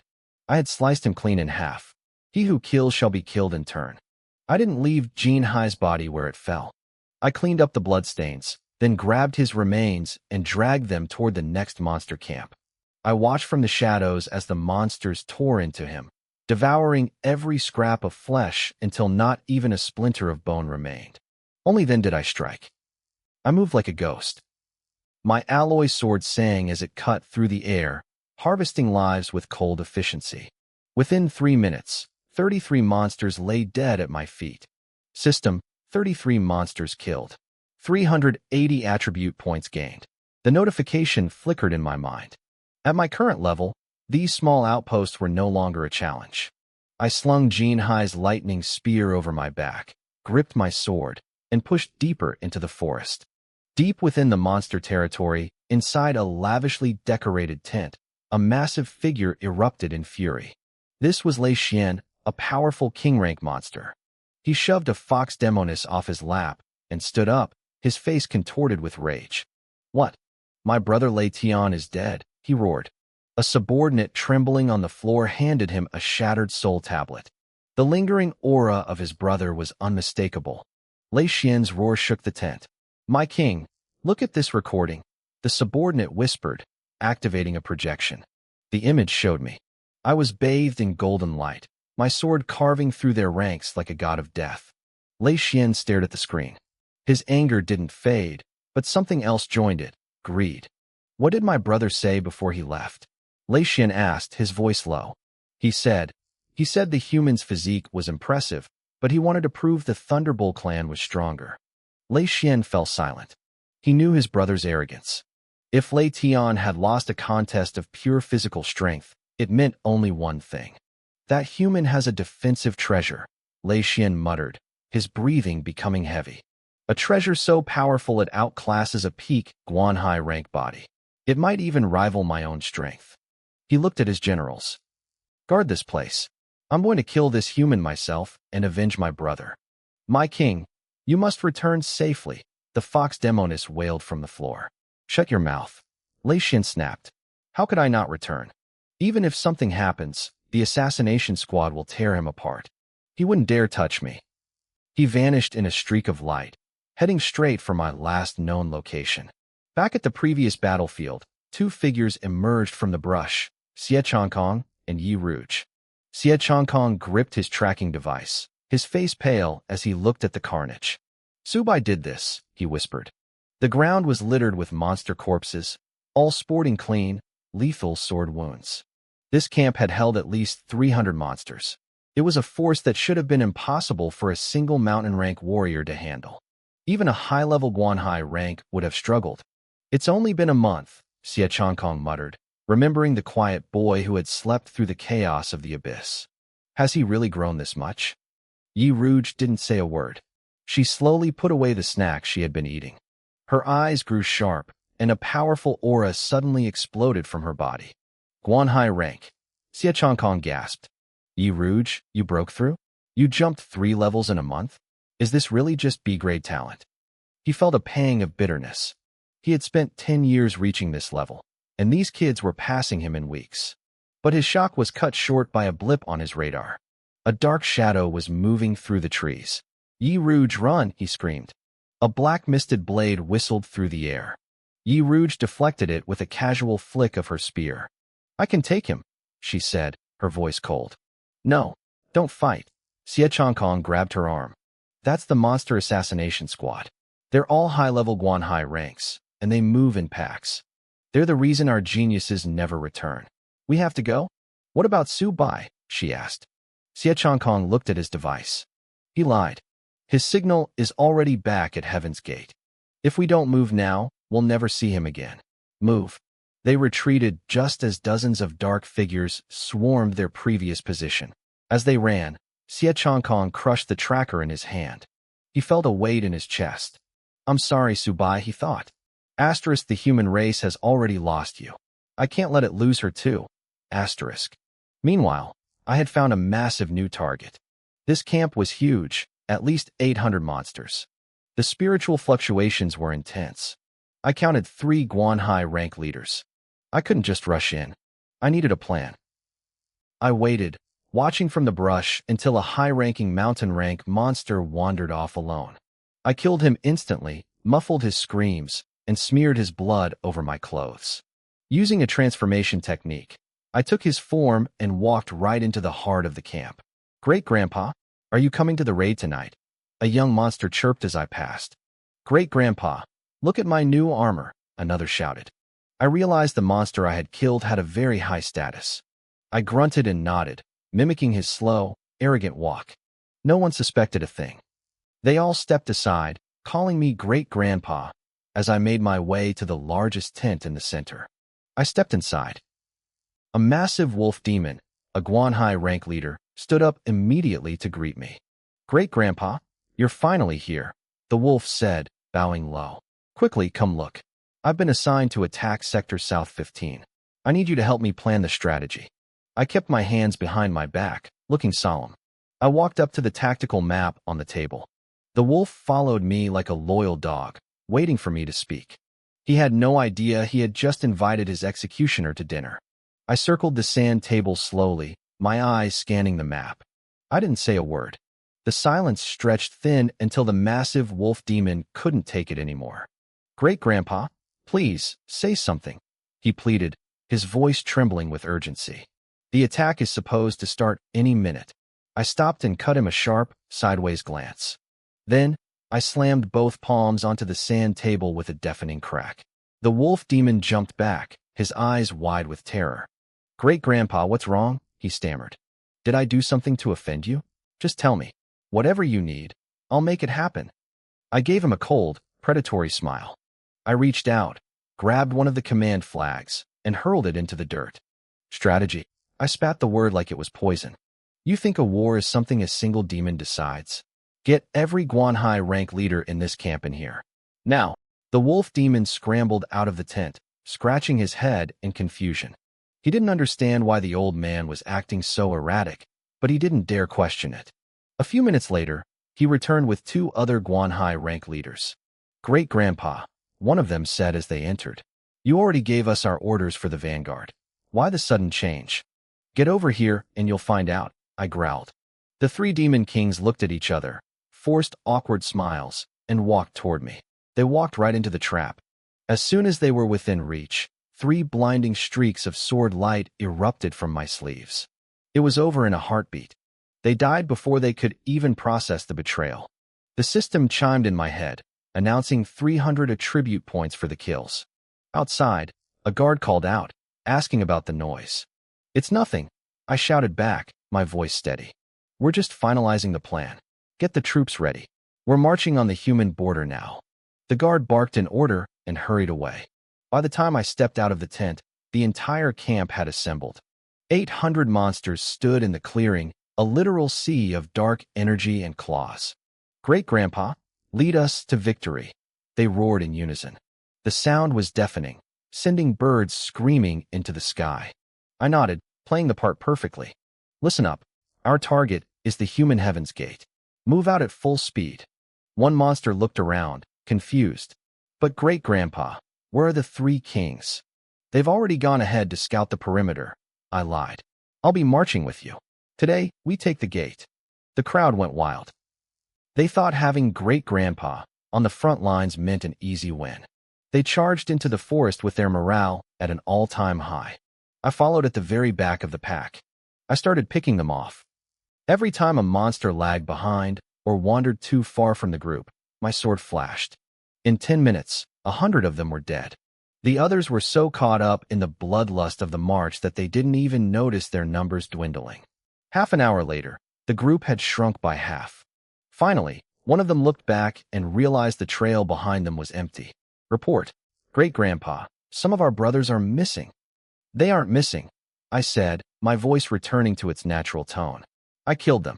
Before the demon could even scream, I cut him down. The disguise melted away. I stood there in my true form, my sword dripping with blood. The monsters panicked. "Great-Grandpa is a human. He's killing us." I didn't give them a chance to run. Most of these monsters were only at the Lingchuan or mountain rank. To me, a Yufeng rank cultivator, they were nothing more than targets. The system went into overdrive. *832 kills. 7,322 attribute points. *. My blood feast talent surged, evolving into B rank. Now, I could absorb a portion of my victim's cultivation directly. But the real prize was the next level, A rank blood trial. That would give me a chance to actually steal the talents of the things I killed. Even if the odds were 1 in 100,000, I knew my system could bridge that gap. I could eventually possess multiple SSS rank talents. I took a deep breath to calm my racing heart. I was exhausted. I had been fighting for a full day and night. I cleaned my blade and prepared to leave, but the air suddenly grew heavy. A powerful demon named Lei Xian arrived at the scene of the slaughter. He looked at the bodies of his kin and let out a roar that shook the trees. He caught my scent and started tracking me like a bloodhound. I didn't run. I waited until he was close, then dropped down from a tree right in front of him. Looking for me? I asked. Lei Xian didn't talk. He transformed into a blur of gray light, charging at me with enough force to shatter boulders. I didn't move. I reached into my bag and tossed 2 heavy stones onto the ground, the body-tempering stones I'd taken from his brother. He skidded to a halt, his eyes fixed on the stones. Your brother thought he was tough, I said, my voice cold. He tried to match his physical strength against mine. He lost. You're a thunderbolt demon, right? Your tribe is supposed to have the strongest bodies in the world. I want to see if you're actually tougher than a human. Lei Xian sneered, his muscles bulging. A puny Guanhai human challenging a Yufeng thunderbolt? Where do you get the nerve? Are you afraid to compete with me? I challenged, my voice steady. Don't talk nonsense. Lei Xian spat, his nostrils flaring. My yellow thunderbolt tribe has never feared a weak human like you.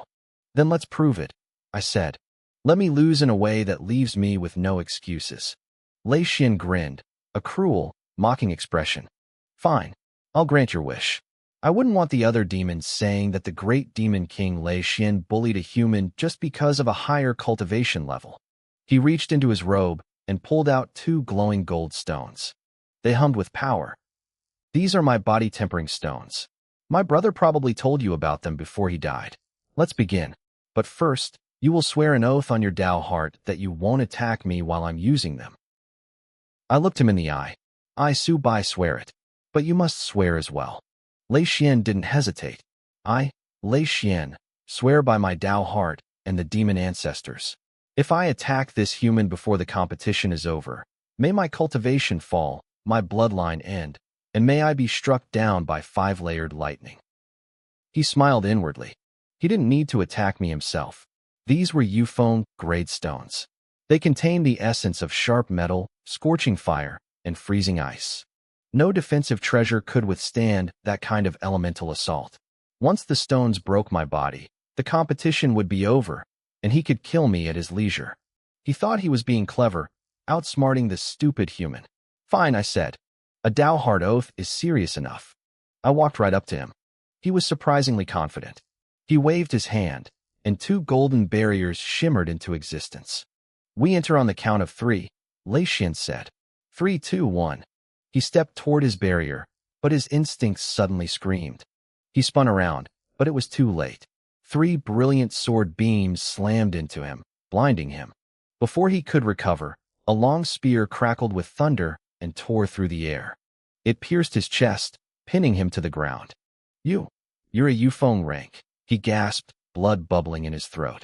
I didn't give him a second chance. With a flick of my wrist, his body was torn in 2. A Yufeng rank powerhouse, dead in seconds. A notification popped up in my mind. I had gained 200 attribute points. I pulled my spear from the dirt, my face expressionless. He thought he was being smart, but he gave me the perfect opening.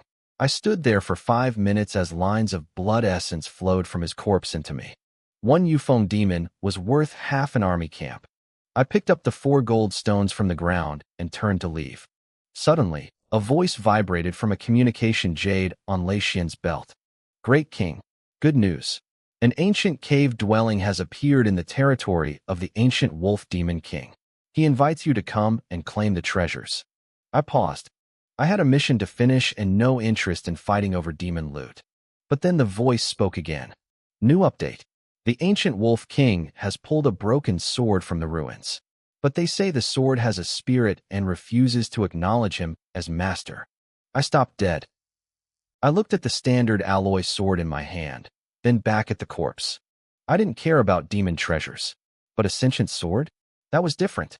The next day, I arrived at the ancient Wolf King's territory, disguised perfectly as Lei Xian. I was surrounded by a crowd of lesser demons as I approached a massive stone palace. The walls were covered in carvings, not of demons, but of human history. This was a human ruin. Brother Xian, you've finally arrived, a powerful voice boomed from deep inside. It was the ancient Wolf King, a master at the late Yufeng stage. Stone doors creaked open, and rows of small demons bowed as I walked past. Lord Demon King, our master awaits. I played the part of the arrogant Lei Xian. Too few guards, I barked. Next time I visit, make sure the welcome is bigger, or I'll kill you all.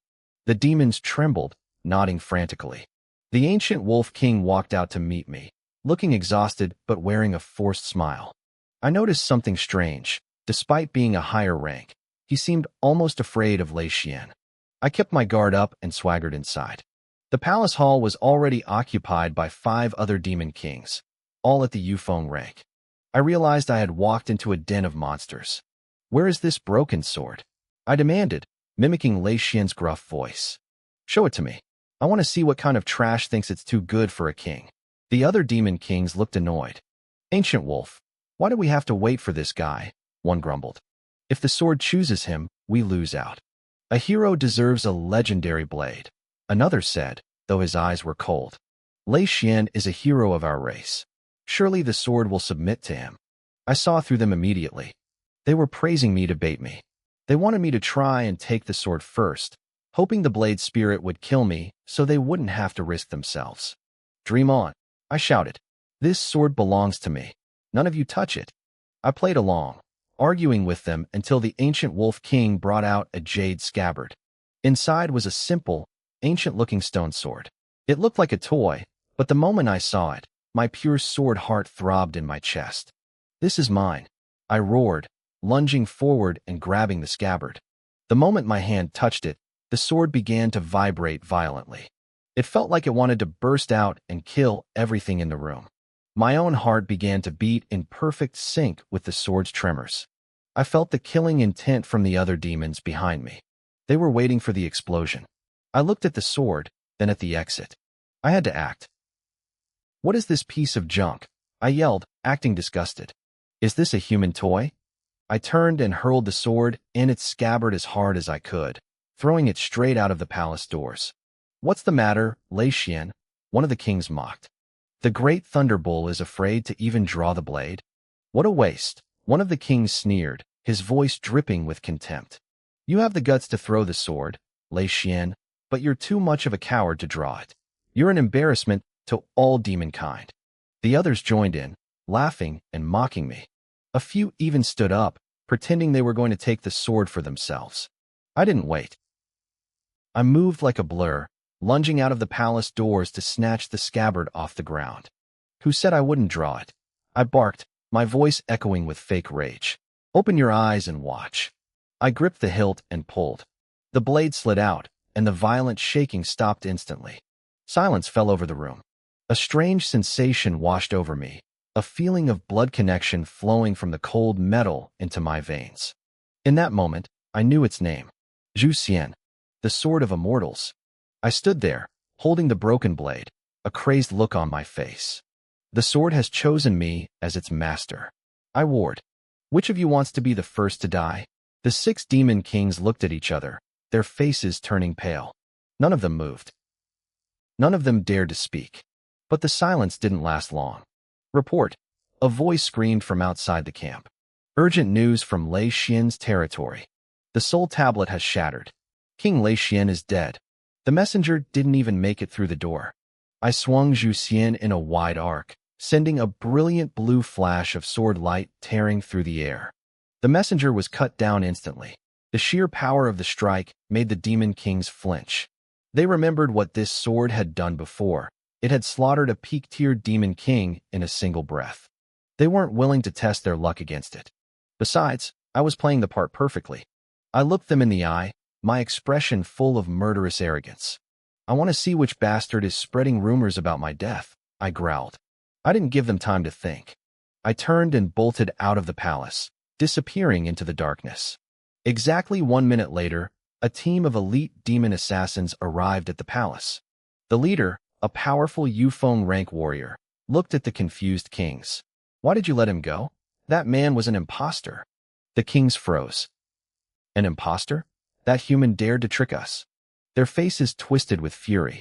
They had been played for fools. My sword, one of them howled. Find him. Shred him into 1,000 pieces. The hunt was on. The assassins had already blocked the exits, and the demon kings joined the chase, their killing intent lighting up the night. I had only made it 30 miles before they caught up. Dozens of black-robed assassins blocked my path. Every single one of them was at least a Guanhai rank king, and their leader was a Yufeng rank powerhouse. Target confirmed, the leader said. Kill him. There was no talking. They attacked all at once. Within seconds, my golden protective shield was flickering, ready to shatter under the weight of their combined power. I needed more strength, and I needed it now. System. Add 2,400 points to my physique. A notification pinged in my mind. My physique hit 3,000 points, triggering a massive qualitative change. Congratulations. You have obtained the 100-elephant physique. I felt a surge of raw power explode through my limbs. The 100-elephant physique gave me the strength of 100 ancient giants, and, more importantly, reduced all damage from B-grade weapons and below by 80%. A white light swirled around me, reinforcing my bones and muscles. It felt so good I almost wanted to close my eyes and drift off, but I couldn't afford to relax. The demons were closing in from every side. As the light faded into my skin, I felt the tide of energy within me. I shifted my stance, changing from a defensive posture to a full-on assault. I lunged at the nearest demon king and swung. The impact was deafening. My raw strength tore through his defenses like paper, turning his body into a spray of red mist and shattered bone. In the dim light of the ancient forest, the explosion of blood looked like macabre fireworks. I didn't stop. I burst forward, targeting the next one. With the power of 100 elephants and my massive damage reduction, they had nothing that could stop me. Another demon king exploded. Then another. The assassins didn't flee. They were professional killers, maintaining their formation and continuing their coordinated strikes. The leader pulled out a flute and blew a sharp, piercing note. I didn't care. I carved a path of destruction through the woods, blood raining down as I turned demon after demon into red fireworks. In 2 minutes, I had slaughtered 30 Guanhai rank kings. But my heart sank. The number of demons wasn't decreasing, it was growing. I could feel at least 10 more Yufeng rank signatures closing in on my position. I finally understood why this mission was at the top of the board.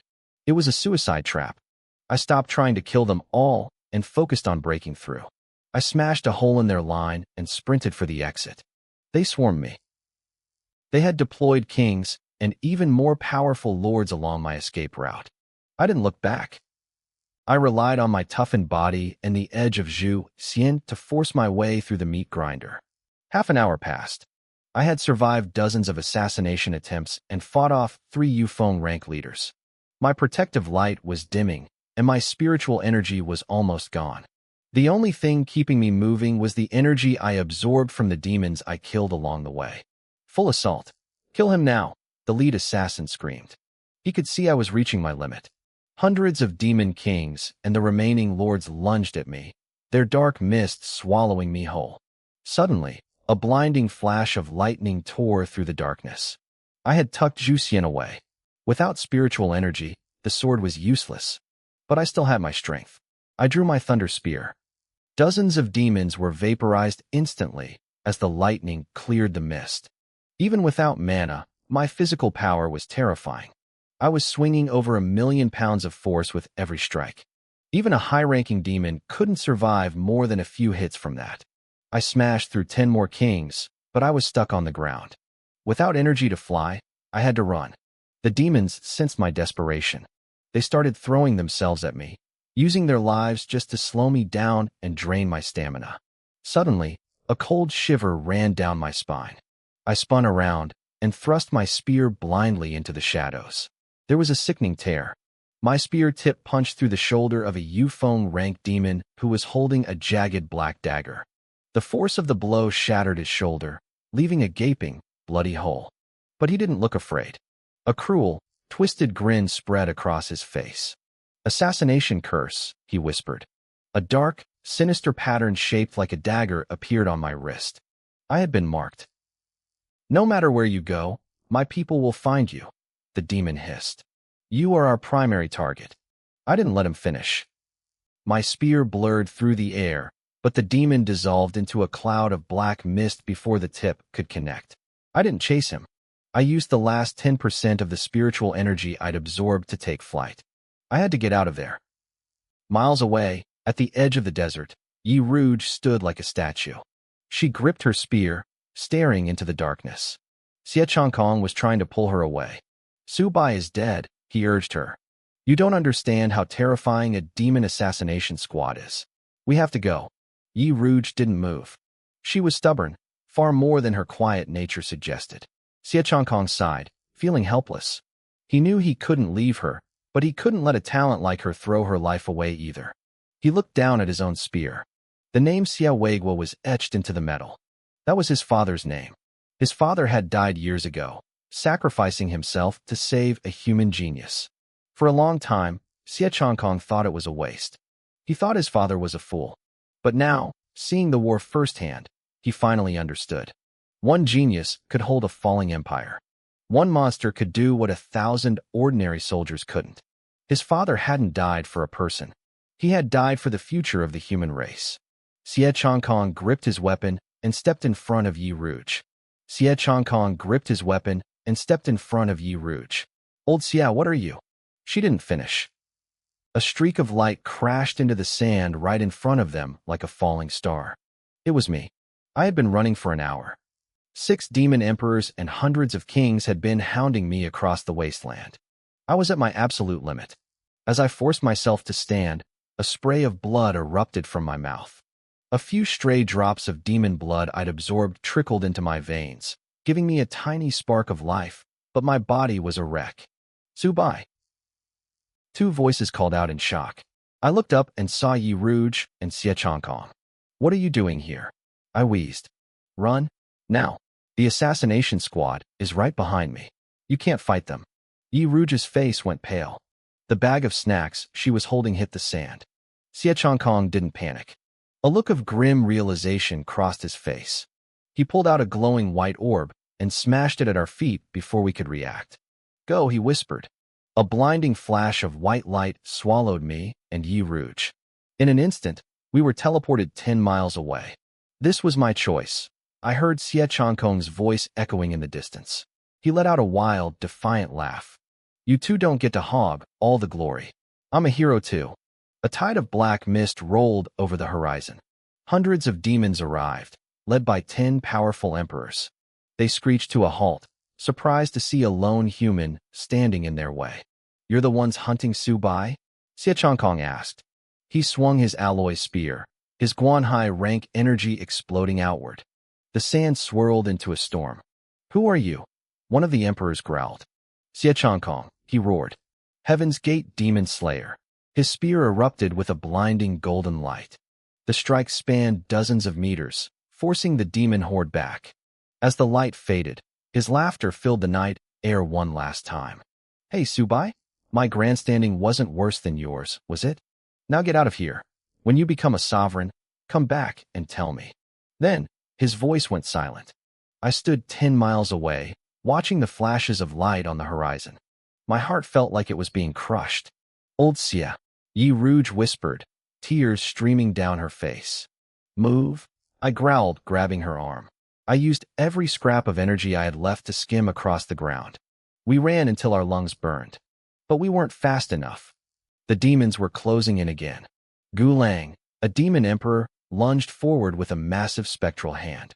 "Give me back my spirit sword, human," he screamed. Suddenly, a sword whistled through the air, shattering the giant hand into dust. 2 figures blurred past us, Nan Yao and Shui Shui. They grabbed us and accelerated, their speed leaving the demons in the dust. We reached the towering walls of Heaven's Gate just as the sun began to rise. The demons stopped at the perimeter, howling in rage. They didn't dare cross the line. "We'll tear you to pieces," they screamed. "When the invasion begins, you'll wish you died today." They eventually retreated into the shadows. News of my return hit the base like a lightning strike. Nobody believed I could have survived that mission. Nanyao dropped us off and disappeared without a word. I stood there, covered in blood and dust. "Subai, you're hurt badly," Shui said softly. "Go to the infirmary. Get some medicine." I didn't move. My eyes were fixed on the distance. Where was Xie Chongkong stationed? "North 18, she replied, confused. "Why?" I didn't answer. I turned and began walking toward the North 18 sector. "Old Xie, he sacrificed himself for us," Yi Rouge sobbed behind me. Shui went quiet. She patted Yi Rouge's shoulder, her face falling. It was late, but the base wasn't silent. A voice suddenly boomed over the loudspeakers, echoing through every corridor and trench of Heaven's Gate. "Heaven's Gate Demon Slayer. Sector North 18. Guanhai rank, Xie Chongkong. Fallen in battle, July 2nd, year 93. Outside the demon borders, Xie Chongkong had fought until the very end. He faced 13 demon emperors and 253 demon kings alone to buy us time. He was gone. I walked into Sector North 18 and entered Xie Chongkong's quarters. The room was sparse, a standard soldier's living space. Unlike most guys, though, he kept everything meticulously organized. The only things out of place were a pack of cigarettes and a lighter sitting on the desk. I pulled out a cigarette and lit it. I wasn't a smoker, but I took a drag anyway. The bitter, acrid smoke hit my lungs, making me cough violently. But as the smoke cleared, a strange, burning sensation settled in my chest. Through the gray haze, I could almost see him, that middle-aged man holding his long spear with a cocky grin. "To be honest, old Xie," I whispered, "your taste in smokes is terrible." I took another drag. I coughed again, but I didn't stop. I finished the whole thing, one painful puff at a time. Outside the open window, I saw Yi Rouge watching me. She covered her mouth with her hand, tears streaming down her face like a broken dam. I stared at the glowing ember as it reached the filter. I didn't understand what people liked about these things. They tasted awful. I took one last, deep hit that scorched my lungs, then crushed the butt into the ashtray. I left the room, closed the doors softly, and went back to my own quarters. I drew the Juxian sword. With a flick of the wrist, I carved a line of small characters into my wooden desk. Asterisk July 2nd, year 93 of the human calendar. Demon Slayers Su Bai and Xie Chongkong made a pact. When I break through to the sovereign rank, I will tell him. Asterisk. I put the sword down. My gaze turned cold. I pulled up my attribute panel. The system screen flickered to life. My cultivation was now at the early Yufeng stage, with over 8,000 experience points. My physique sat at over 3,000, the body of 100 faces, but I needed 50,000 for the next qualitative change. My mental strength was at 156, granting me photographic memory. Then I looked at the Juxian sword stats. It was damaged and missing several core components like the spirit and the edge. I checked my attribute points. I had 41,000 available. System, put 20,000 points into the sword's sharpness. I commanded. A blue light flashed across the blade. When it faded, stone shards fell from the sword, revealing a sliver of a deep blue, razor-sharp edge. The weapon had evolved to grade B sharpness. I placed my rewards from the mission on the table, a grade B thunder spear and my heavy backpack. I tapped my Chang'an merit ring 3 times. A string of data floated in the air. My current merit points sat at over 100,000. The mission was complete, but I felt no joy. I unzipped the bag. Inside was a pile of black misted daggers and 4 golden body refining stones. These were trophies from the Demon Assassination Squad. I could trade these at the logistics department for more merit. I had left a lot behind because my pack was too small. System, do you have a storage space? I asked. Asterisk ding. Distributing storage space. Congratulations, host. You have received a 1,000 cubic meter spatial dimension. Asterisk. I tested it with a thought. Items vanished and reappeared instantly. It couldn't hold living things, but at least I wouldn't have to carry a backpack into the wasteland anymore. One more thing, I said. looking at the dagger tattoo on my hand. Can you remove this killing curse? The Demon Emperor had left it on me so they could track me down. Asterisk ding. Removing the curse costs 1 attribute point. Proceed. Asterisk. I spent the point.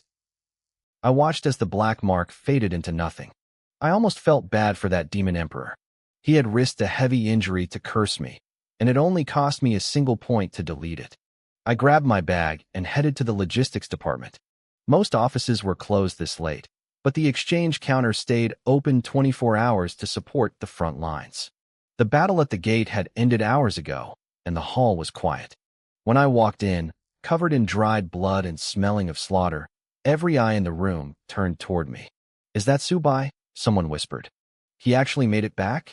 I heard he broke through to the Guanhai rank. But look at him. He looks like hell. He probably failed the mission. I ignored the chatter and dropped the bag on the counter with a heavy thud. Fong Qin, the clerk, jumped in surprise. He looked ready to snap at me until he saw my face. His expression immediately shifted into a bright, forced smile. Subai, you're back, looking to exchange merit. I nodded and slid the open bag toward him. Fong Qin's smile froze. His eyes widened in pure, unadulterated shock. What's taking so long? A guy behind me grumbled, leaning over to see. He stopped dead. How are there so many? In the bag were the signature daggers of the demon assassination teams. Every member of those squads was at least a Guanhai-ranked demon king. A total of 172 daggers, Fong Qin stammered, his voice trembling. The room went silent. 172 daggers meant 172 dead demon kings. It was an impossible number for a single person. He killed 172 of them, someone gasped. He's only at the Guanhai rank himself. This has to be fake. They crowded around, but once they saw the blood-stained bag and the sheer mountain of trophies, the talking stopped. The only sound was the collective intake of breath. Fong Qin pulled out a calculator. At 3,000 merit points per dagger, that's 516,000 points. Are you sure you want to exchange them all? I nodded. I held out my ring. The value on the display jumped from around 100,000 to over 640,000 merit points. The crowd gasped again. With that much merit, there was no doubt left. I had finished the mission. I had earned the Chang'an ring. The news spread through the base like wildfire. Every elite hunting squad started drawing up plans to recruit me. But I didn't care about the fame. I took my merit, bought some healing potions, and walked back to my room in the dark. I don't care what it takes. Get Su Bai into the Tiandao squad. In a spacious, brightly lit briefing room, Yang Tian, the captain of the Tiandao squad, looked at his team with an intensity one hadn't seen before. He had a gut feeling that I was the key to dealing with the upcoming crisis from the Eastern Demon Dynasty. One of his younger members tried to joke, reminding him that the squad usually didn't recruit dead men walking. Yang Tian didn't blink. I admit I said that. But look at him now. Su Bai isn't a dead man. He's a monster, just like the female demon. When he mentioned the female demon, the room went cold. Everyone remembered the ruthless woman who had single-handedly held 10 sectors. Yang Tian tapped the table, his face grim. Actually, I think Su Bai is even more of a monster than her. I saw the hunt for the female demon. She was chased by 3 demon emperors and dozens of kings. But Su Bai? You saw the reports. He brought back 172 daggers from the assassination squads. Do I really need to explain what that means? He lit a cigarette, something he rarely did. He couldn't wrap his head around how I had survived a pursuit meant to kill a high-ranking general. 13 demon emperors and over 400 demon kings. Even a man of his level would have been ground down to nothing. Go, Yang Tian said, exhaling a cloud of smoke. Offer him anything. Even my position as captain. His team shot up from their seats, eyes wide. They thought he'd lost his mind. But Yang Tian explained that his own cultivation was reaching a breakthrough. He'd be moving on soon, and he wanted someone like me to lead them. Meanwhile, on the city walls, the woman they called the female demon stared out at the wasteland. Behind her stood Shui and 2 other girls from the Luosha squad. Should we recruit Su Bai or stick with Yi Rouge? One of them asked. The 2 other girls didn't hesitate. Su Bai? Definitely Su Bai. Shui agreed, though she felt I had changed since the death of Xie Changkong. I had become colder, more isolated. No, the female demon said suddenly. Her voice was ice. We won't recruit him. The Luosha squad isn't good enough for him. Before they could ask why, she turned and walked away into the shadows. The next morning, the desert air was still. It was the only peaceful time at Heaven's Gate. But today, the logistics department was a madhouse. Hunting squads were lined up, screaming at each other, and one name kept echoing through the halls. Subai. Make way. Subai is here. The crowd split instantly. A path wide enough for 5 people opened up, stretching from the entrance all the way to the counter. The people who were already at the front scrambled out of the way, sensing the pressure before I even arrived. I walked through the gap, my face expressionless. I could hear the whispers. The girls were swooning over my cold vibe, and the men were staring at the Chang'an ring on my finger and the long sword on my back. Join our squad, Subai, people shouted. Some were literally jumping up and down just to get a glimpse of me. It felt like a celebrity fan meeting, but I didn't care. I was just there to finish my business. I stepped up to the counter. Fong Qin, the girl who usually acted like a fire-breathing dragon to everyone else, suddenly had stars in her eyes. The rest of the staff stopped working just to watch me. Handing in the mission, I said. I tapped my merit ring 3 times. When the numbers flashed on the screen, the entire room went silent. The only sound was the heavy breathing of the onlookers. Fong Qin froze for a long moment before shaking it off. Sorry, Subai. I got distracted. Sit here for a second while I get the equipment ready. She pulled out a chair for me. The hunters outside were losing their minds. They had never seen the dragon lady act so gentle. But honestly, after what I'd done, no one dared to complain. She processed everything quickly. The 100,000 merit points for the mission are in your ring. And there's one more thing. She handed me a small, translucent black token shaped like a dragon. It pulsed with a faint, blood-red light. This is a Chang'an command. With this, you have the right to start your own hunting squad. I picked this style because it matches your ring, but you can swap it if you want. No need. Thanks, I said, taking the token and standing up. Wait. Fong Qin ran around the counter. She pulled out a smooth jade pendant, her hands shaking slightly. Can you give me an autograph? I didn't say a word. I just walked right past her. I heard her breath hitch behind me. She looked devastated, but at the same time, I think she found the rejection even more impressive. As soon as I stepped outside, I was swarmed. Squads of all ranks were throwing offers at me, but then a hush fell over the crowd. It's Chiu Lanrua, the vice captain of Tiandao. The crowd parted again as 3 people approached. Tiandao was the number 2 squad in the entire base, a position they hadn't lost in 5 years. Compared to them, every other offer was garbage. Hello, Subai, the woman said, her voice calm. I'm Chiu Lanrua. These 2 are my teammates. I looked her in the eye. Is there a problem? Our captain sent us, she said. He wants you. I'm here to invite you to join Team Tiandao, Chiu Lanrua said, her voice steady but formal. Our captain said that if you're willing to join, we will pay any price. He's even willing to step down and give you the position of captain. I looked at her. She was a master of the wind-riding realm, yet as she stood before me, a mere Seaview realm cultivator, she looked uncomfortable. I could feel the pressure radiating off myself, and clearly, she could too. Her 2 teammates stood behind her, their eyes flickering as they exchanged silent spiritual messages. I didn't need to hear them to know they were shocked. Their initial resentment at the captain's offer had vanished the moment they felt my aura. To them, I felt even more oppressive than their own leader. The crowd around us went wild. People were shouting, unable to believe their ears. Team Tiandao was the number 2 squad in the base, and they were offering the captain's seat? It was an insane price to pay. Everyone stared at me, waiting for the obvious yes. They thought it was the chance of a lifetime. I didn't say a word. I just shook my head and walked away. A collective gasp hit the air. I didn't hesitate for a single second. I heard people whispering about how cool or arrogant I was, but I didn't care. Within 10 minutes, the news that I had rejected Tiandao spread through Heaven's Gate like wildfire. Leaning against a wall nearby, Shui watched me leave. She finally understood. I was just like the man she used to know, a lone wolf. People like us don't join teams. We lead them, or we walk alone. Later that evening, I was sitting cross-legged in my quarters, focusing on healing my injuries. Someone was slamming on my door. "Subai? I know you're in there. Get out here now."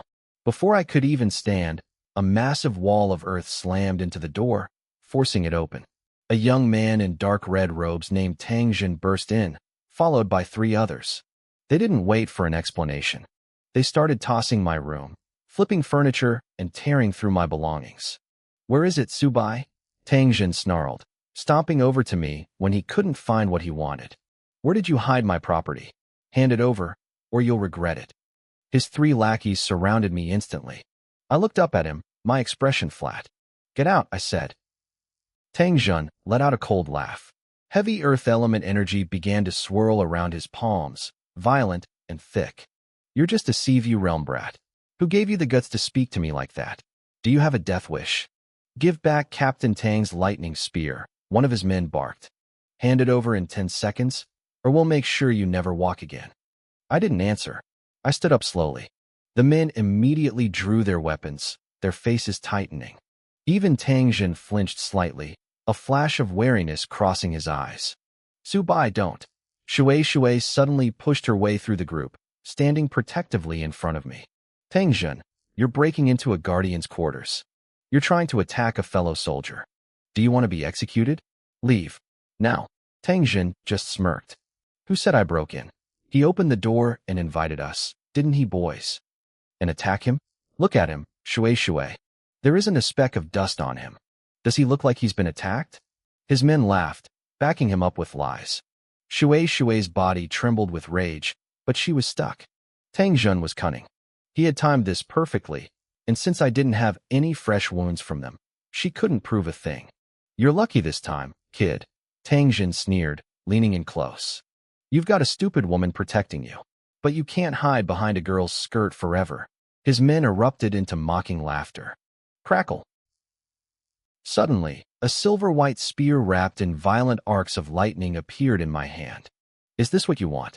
I asked. Tangjin's eyes lit up with greed. He thought I was surrendering. "Finally, you've learned some sense. Give it here." He reached out to grab it. In that split second, the spear erupted. I lunged, the tip of the blade whistling toward his skull with terrifying speed. It was a kill shot. At this range, he couldn't block it. Pop! Tangjin panicked. He crushed a transparent white orb hidden in his sleeve, a high-grade teleportation tool. In a flash of light, he vanished, reappearing hundreds of yards away in the sky. His men turned pale and scrambled out of my room instantly. I walked out of the doorway, holding the lightning spear loosely at my side. I looked up at Tangjin, who was hovering in the air, his face twisted with murderous intent. "Still want it?" I asked calmly. "Kill me, and it's yours." Tangjin was shaking with fury, his hands trembling. He wanted to strike me down right there, but he couldn't.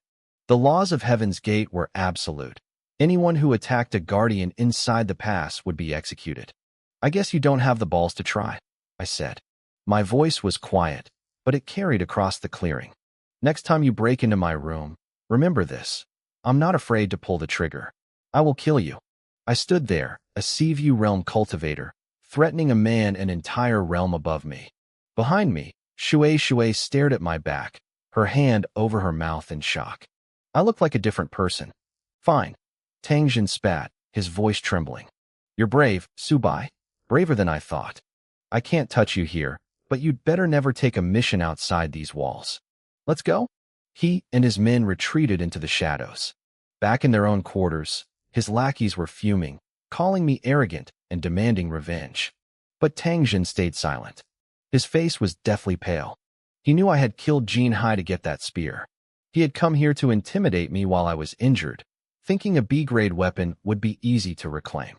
But my calmness had terrified him. That single thrust of the spear. If he hadn't used his life-saving teleportation orb, he would be a corpse right now. He didn't want to admit it, but he was afraid to gamble his life against mine again. I had proven it with my own hands. I wasn't just talking. I was willing to kill. "Enough," Tangjin growled, slamming his palm onto the table. The wood groaned under the impact, making his 3 lackeys jump. "Don't provoke him for now. The guy is a complete lunatic." "But Captain," one of them protested, his voice tight. "We're just going to let him go? He has a heavenly aperture ring. And Jin Hai is dead because of him. With the spirit tide coming, we need all the kills and gear we can get to climb the rankings. We can't let a rookie like him walk all over us. Tang Jun's eyes narrowed into slits. I said don't provoke him inside Heaven's Gate. The rules here are too strict. But if he leaves the pass on a mission, that's a different story. He turned to a man standing in the shadows. Zhao Xia, you're on surveillance. Watches every move inside the walls. Zheng, once I give you the signal, you'll head into the demon territory and hunt him down. Your Dark Knight talent will give you the ultimate advantage there. The rest of you will support him. We need Subai dead. Not just for the ring, but for our own survival. Tang Jin paused, his voice dropping to a cold whisper. I'll be heading into the demon territory myself to prep for the spirit tide. If you run into trouble, signal me. I'll finish him personally. Yes, Captain, they replied in unison before slipping out. Tang Jun stood alone in the room, his face twisted in a mask of pure hatred. He pulled out a satellite phone and dialed a number. Hey, old classmate, do me a favor. Look into a kid named Su Bai from class 7, high school number 8. I want to know everything about his family. He didn't just want me dead. He wanted me to suffer until I begged for the end. Asterisk ding. Host has slain 147 demons. Gained 347 attribute points. Asterisk. I wiped the blood from my blade and prepared to head back to the wall. Suddenly, the ground beneath me shivered. Out of the darkness, hundreds of demons surged forward like a black tide. I caught a glimpse of a shadow moving ahead of them. It was a person draped in a cloak that acted like a natural invisibility suit. They were intentionally leading the horde straight to Sector South 23.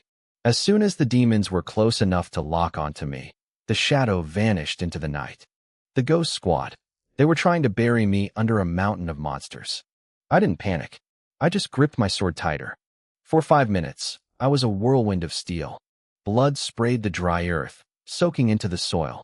I could feel the energy from the fallen monsters flowing through the ground and into my boots, fueling my system. Subai, I've got your back.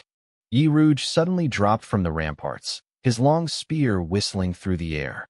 I wanted to tell him to stay out of it, but he was already deep in the fray, skewering demons left and right. I stayed silent and simply increased my speed. Asterisk ding. Host has slain 243 demons. Gained 1,280 attribute points. Asterisk. Man, you're a beast, Yi Rouge panted, resting his spear against his shoulder. His hands were stained crimson. He reached into a bag of snacks and started pouring them toward his mouth, then stopped and held the bag out to me. Want some? I shook my head and kept walking. Still the cold shoulder. Huh? He shouted after me, undeterred. When are you going to teach me those sword skills? I already bought a new practice blade. Hey, wait up. I ignored his chatter and headed back to the guard room. Shui was waiting for me at the entrance. Everything okay? I asked.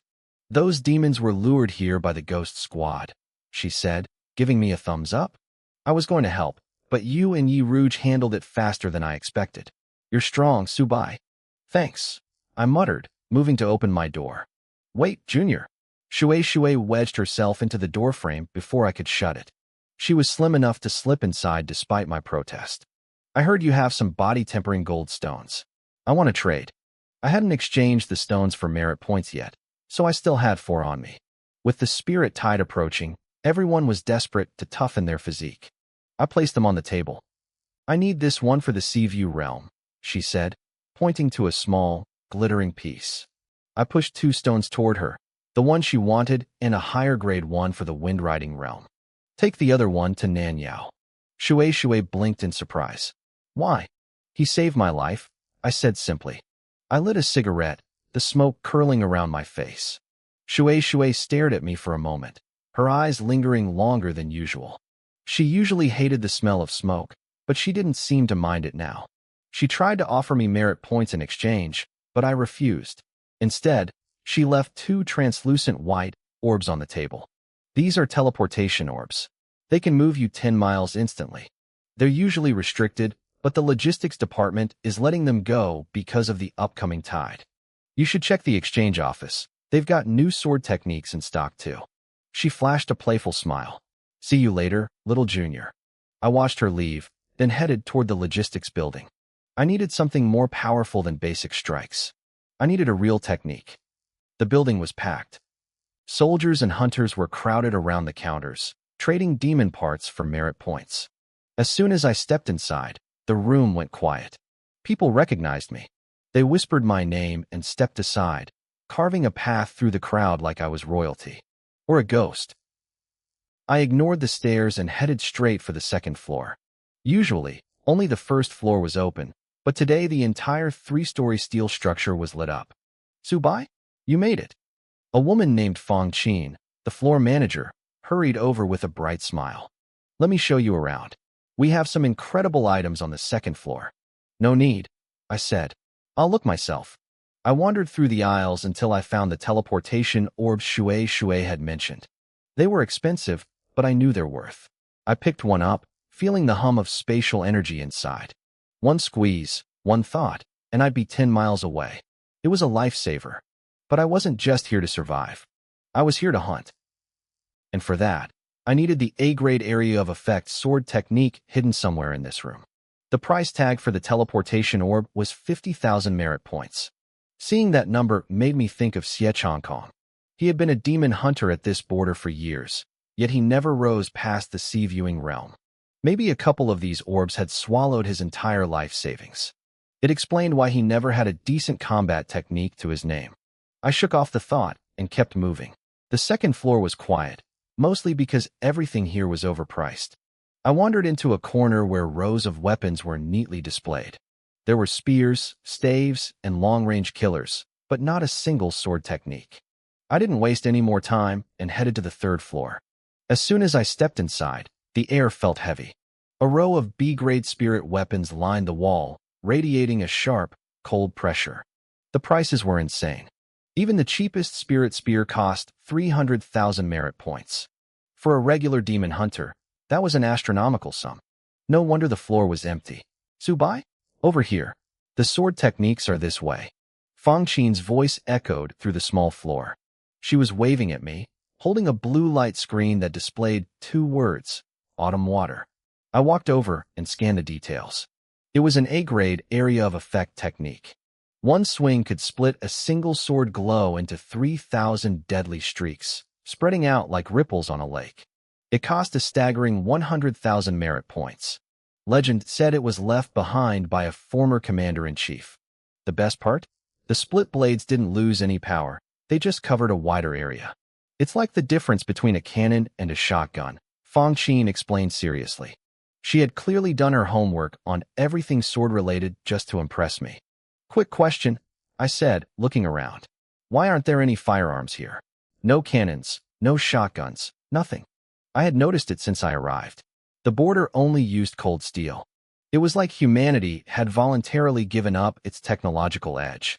Fong Qin scratched her head, looking stumped. She'd never really thought about it. Firearms are humanity's final line of defense, a voice said. I turned to see Nin Yao walking toward us, his face expressionless. I understood his point immediately. Demons weren't mindless beasts, they were intelligent. If we used high-tech weaponry on the front lines, they would eventually learn to replicate it. They were already blessed by the heavens with powerful bodies and innate magical abilities.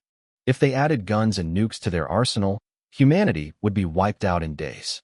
Besides, the top-tier powerhouses, the demon emperors and human sovereigns, didn't fear conventional weapons anyway. Nan Yao glanced at the autumn water technique and turned to leave. But as he passed me, he stopped. Let me see your sword, he said. With a thought, the Zhu Xian sword flew from its sheath, hovering steadily in front of him. Nan Yao had an A-grade talent called sword obsession. He could feel the sword's soul. A good blade, he muttered, staring at it for a moment. Too bad it's broken. He didn't try to touch it. He just turned and walked downstairs. I wanted to ask why the strongest experts didn't fear nuclear weapons, but he clearly wasn't in a talking mood. I wasn't the type to beg for answers. I pulled the sword back into its sheath and finalized my purchase. I bought the autumn water technique, some healing potions, and 10 bottles of body refinement fluid. My merit point balance plummeted from over 500,000 down to just 129. Back in my quarters, I pulled out the technique. It was stored on a blue light screen. a high-tech method to prevent demons from stealing human knowledge. I synced it with my ring, and the screen dissolved into a flow of information. Use the sword as the medium. Gather the spirit. 1 becomes 3,000. I gripped the Zhuxian sword and began to practice. With my pure sword heart, the movements felt natural.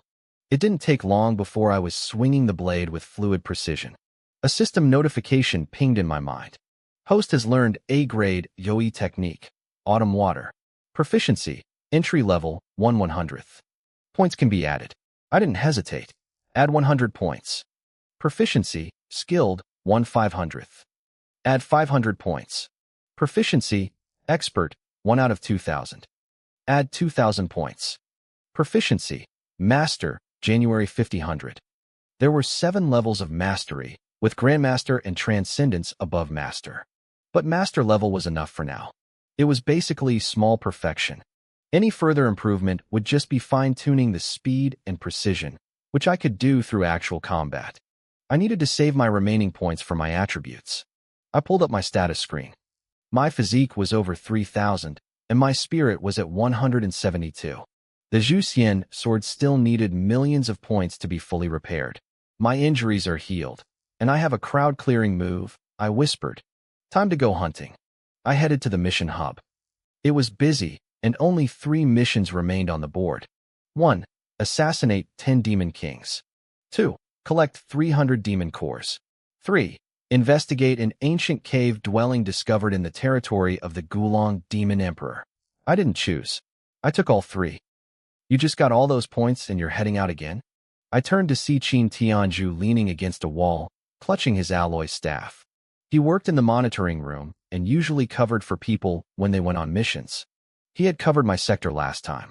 Let me remind you one more time, he said. My name is Qin Tianzhu.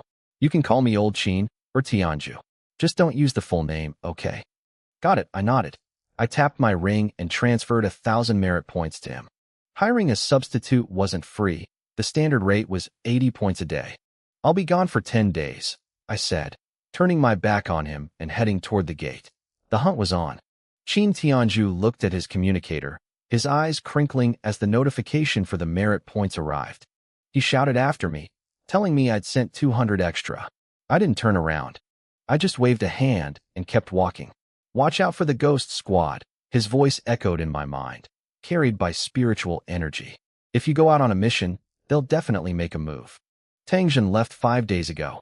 Thanks, I sent back. Qin Tianzhu clicked his tongue, tapping his merit ring against the city wall. I was rich, generous, polite, and a dual talent user with terrifying combat power. He muttered to himself about how unfair it was that one person had all the luck while he had none. He leaned against the wall and lit a cigarette, sighing at the sky. He looked toward the horizon where I had disappeared and whispered that his judgment of me had been right. Very right. A voice called out his name from the distance, and he snapped. He screamed back, telling them for the last time to call him Old Qin or Tianzhu, but never his full name. Under the cold glow of the moon, I crossed the desert and entered demon territory. Not long after I crossed the border, a dark shadow flickered in the night, following my trail before vanishing again. The demon camps on the outskirts were numerous, but they were mostly low-level fodder. They weren't worth my time. I pushed deeper into the territory. By dawn, I reached the camp of a demon king. I moved like a bolt of lightning. I cut down 2 sentries before they could blink. Then, I unleashed my master-level A-grade area of effect skill, 3,000 autumn water swords. Sword light erupted like a collapsing dam. It tore through everything. Tints shattered, and demons were shredded where they stood. I held the Zhuxian sword, watching the carnage with a cold expression. Any demon trying to flee was met with a swift strike. In 3 minutes, the camp was a graveyard of ruins and broken bodies. Nearly 1,000 demons lay dead, and the air grew thick with the smell of copper. Blood began to flow from the corpses, swirling toward me until I was encased in a translucent, eerie red cocoon. A system notification chimed. I had killed 923 demons and gained over 12,000 attribute points. 10 minutes later, I hit the next camp. The slaughter continued. Another 856 demons dead. Over 11,000 points gained. I moved to the next one. 839 more dead. Another 12,000 points. After absorbing the cultivation from the third camp, I leaped onto the thick branch of an ancient tree to recover. The autumn water skill was powerful, but I could only use it 3 times before my spiritual energy ran dry. I needed to meditate. System, I whispered, put 50,000 points into Blood Burst. The upgrade was instant. Blood Burst evolved into the A-grade skill, Blood Feast. It could now absorb 1% of a target's cultivation with a 20% chance of a critical multiplier. More importantly, it gave me a 1 in 100,000 chance to devour a target's talent. I stared at the screen. The 3 laws of cultivation stated that talents couldn't be changed, added, or created. This skill broke all of them. If the world found out, every human power would come for me. I knew I had to keep this hidden. I exhaled a cloud of white mist and felt the energy surging back into my limbs. I jumped down, ready for the next camp, when the air behind me suddenly lit up. A spear slammed into my back. Simultaneously, 2 arrows whistled through the air, aiming straight for my head. "You piece of trash. Die!" a voice screamed from the shadows. It was Su Fan, a member of the Ghost Squad. He expected to see my head explode. Instead, he watched in horror as his alloy arrows struck my skull and shattered into pieces like glass hitting a rock. "How?" he gasped. "Those are C-grade alloy weapons." He didn't realize that my 100-elephant physique made me immune to C-grade weaponry. I didn't give him time to process it. I threw a lightning spear, pinning him to a tree instantly. He was dead before he could scream. I spun around and grabbed the spear still pressed against my back. With the raw strength of my physique, I swung the weapon, ripping the hidden attacker out of the darkness and slamming him into the ground. The impact created a crater. Before he could move, I unsheathed the Zhu Xian sword and drove it through his chest. In his final moments, he managed to fire a signal flare into the sky. I finished him with a quick strike. As his spiritual energy faded, his camouflage vanished, revealing Chen Zheng, the vice-captain of the Ghost Squad. 2 lines of blood rose from the bodies and flowed into me. But Chen Zheng's blood had a thin black thread attached to it. A notification pinged. I had successfully devoured a talent, Dark Knight. At level 1, it allowed me to blend into the environment if I stayed still for 10 seconds. I immediately dumped 100 points into it to reach D-grade. Now, I could mask my presence for 2 seconds while attacking. I didn't stop there. I poured 2,000 more points into it, pushing it to C-grade. The C-grade version allowed me to move while camouflaged, but the real prize was the B-grade upgrade. I pushed it further. At B-grade, as long as I was in darkness, I gained a short-range teleportation ability.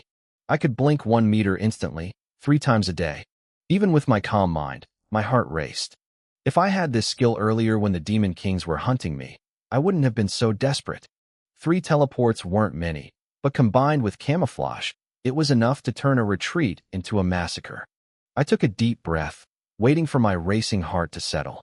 The hunt was far from over. I started getting familiar with my new talent. Human talents were like the innate abilities of the demon race. They were natural powers that didn't require practice to master perfectly. I wasn't sure if a devoured talent would work the same way, but the system gave me an answer quickly. With a single thought, I activated Dark Knight. My body remained motionless in the shadows. 10 seconds later, I completely merged with the environment. I was invisible. Just as I prepared to test my movement while camouflaged, a streak of earthy yellow light blurred toward me. My enhanced vision caught him clearly. It was Tang Zhen, the captain of the Ghost Squad, summoned by the signal flare. Tang Zhen looked at the mangled corpses of Su Fan and Chen Zheng. His body shook with pure rage. Violent spiritual energy erupted from him as he unleashed the full power of a late-stage Wind Rider realm expert. The ground for 100 meters around him began to shake and rumble violently. "Su Bai!" he roared, his voice echoing like rolling thunder. "I swear I will tear you into 1,000 pieces." The ground beneath me suddenly collapsed. I didn't expect him to attack so blindly. I immediately used Dark Knight to move towards Su Fan's body. The thunder spear I had used earlier was still stuck in the corpse. I decided to use it as bait to assassinate Tang Zhen. After his initial outburst, Tang Zhen calmed down. He stared at the thunder spear but didn't move toward it. He was smarter than he looked. "Subai, I know you're here," Tang Jin yelled, his voice vibrating through the air and sending dust flying. "Come out and fight me fairly." I stayed silent, my gaze cold. I gripped the Zhu Xian sword and remained hidden right next to Su Fan's body. Tang Jin's patience exceeded my expectations. 10 minutes passed. Aside from a few shouts, he didn't move an inch. Finally, he took a cautious step forward. He picked up the B-grade spirit spear that Chun Zheng had dropped. He glanced at the tip and saw a trace of blood. It was my blood, left there when Chun Zheng managed to nick me. Even though my 100-elephant physique had blocked 80% of that strike's power, the blood was real. Tang Jin frowned. He probably thought I had fled the moment I saw the signal flare, leaving my spear behind. But he didn't drop his guard. Suddenly, his spiritual energy exploded. Soil rose from the ground, forming a massive earthen dome 50 meters wide. He locked Su Fan, Chun Zheng, me, and himself inside. With his A-grade thick earth talent, he could sense every vibration within this dome. He searched dozens of times, but found nothing. He stood there in silence for another 10 minutes, contemplating. Then he moved. A giant hand made of mud erupted from the ground and lunged for the thunder spear. It was a fluid, deceptive move. If I hadn't been watching him like a hawk, I might have missed it. The mud hand snatched the spear out of Su Fan's body and pulled it back toward Tang Jin. Seeing the spear get closer, Tang Jin finally relaxed his guard slightly. But just before the spear reached his hand, 3 massive, 10-meter-wide sword beams erupted from behind the mud hand without warning. The light drowned him out. I reappeared instantly.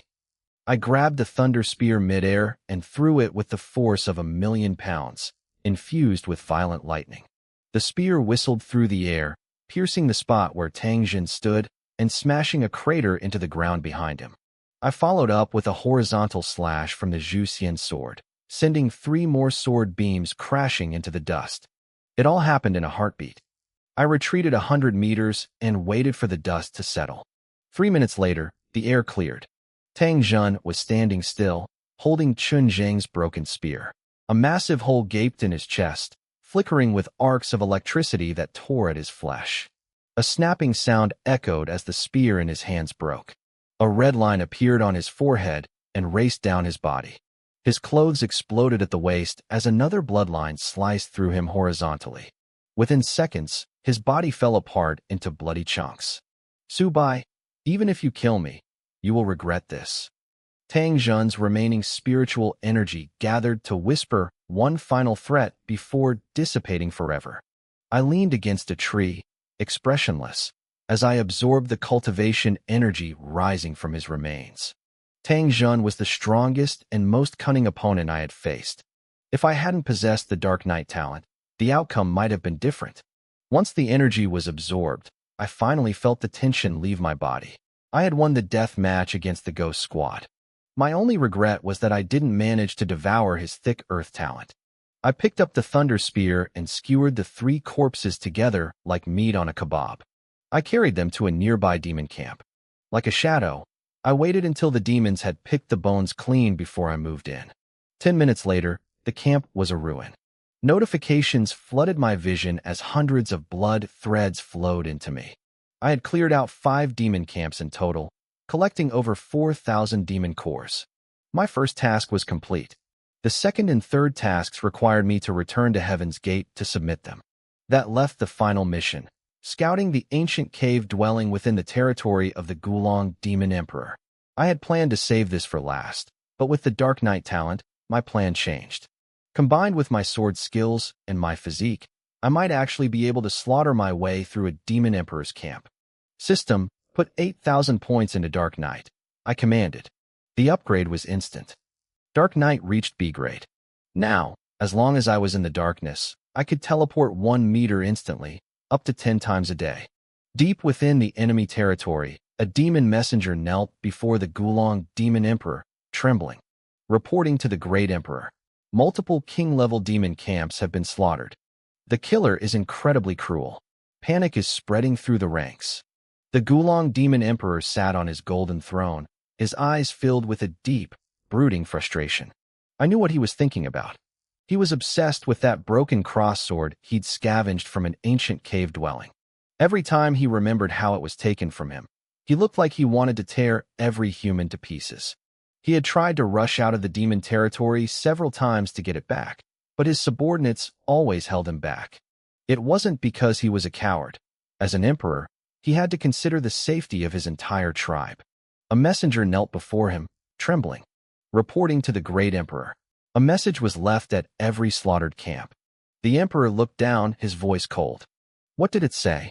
It said, Heaven's Gate Demon Slayer, Xie Chongkong. The messenger stammered. Gulong froze. He subconsciously rubbed his stomach, a flicker of doubt crossing his face. Are you sure you heard that right? And what weapon did this killer use? Based on the wounds, Great Emperor, it was a sword. Gulong's mind immediately went to me. But he shook his head. I was supposed to be under an assassination curse. If I were in demon territory, the hit squad should have sensed me instantly. Yet, there had been no movement from them. He wondered if it was that legendary swordswoman who had rampaged through their lands years ago.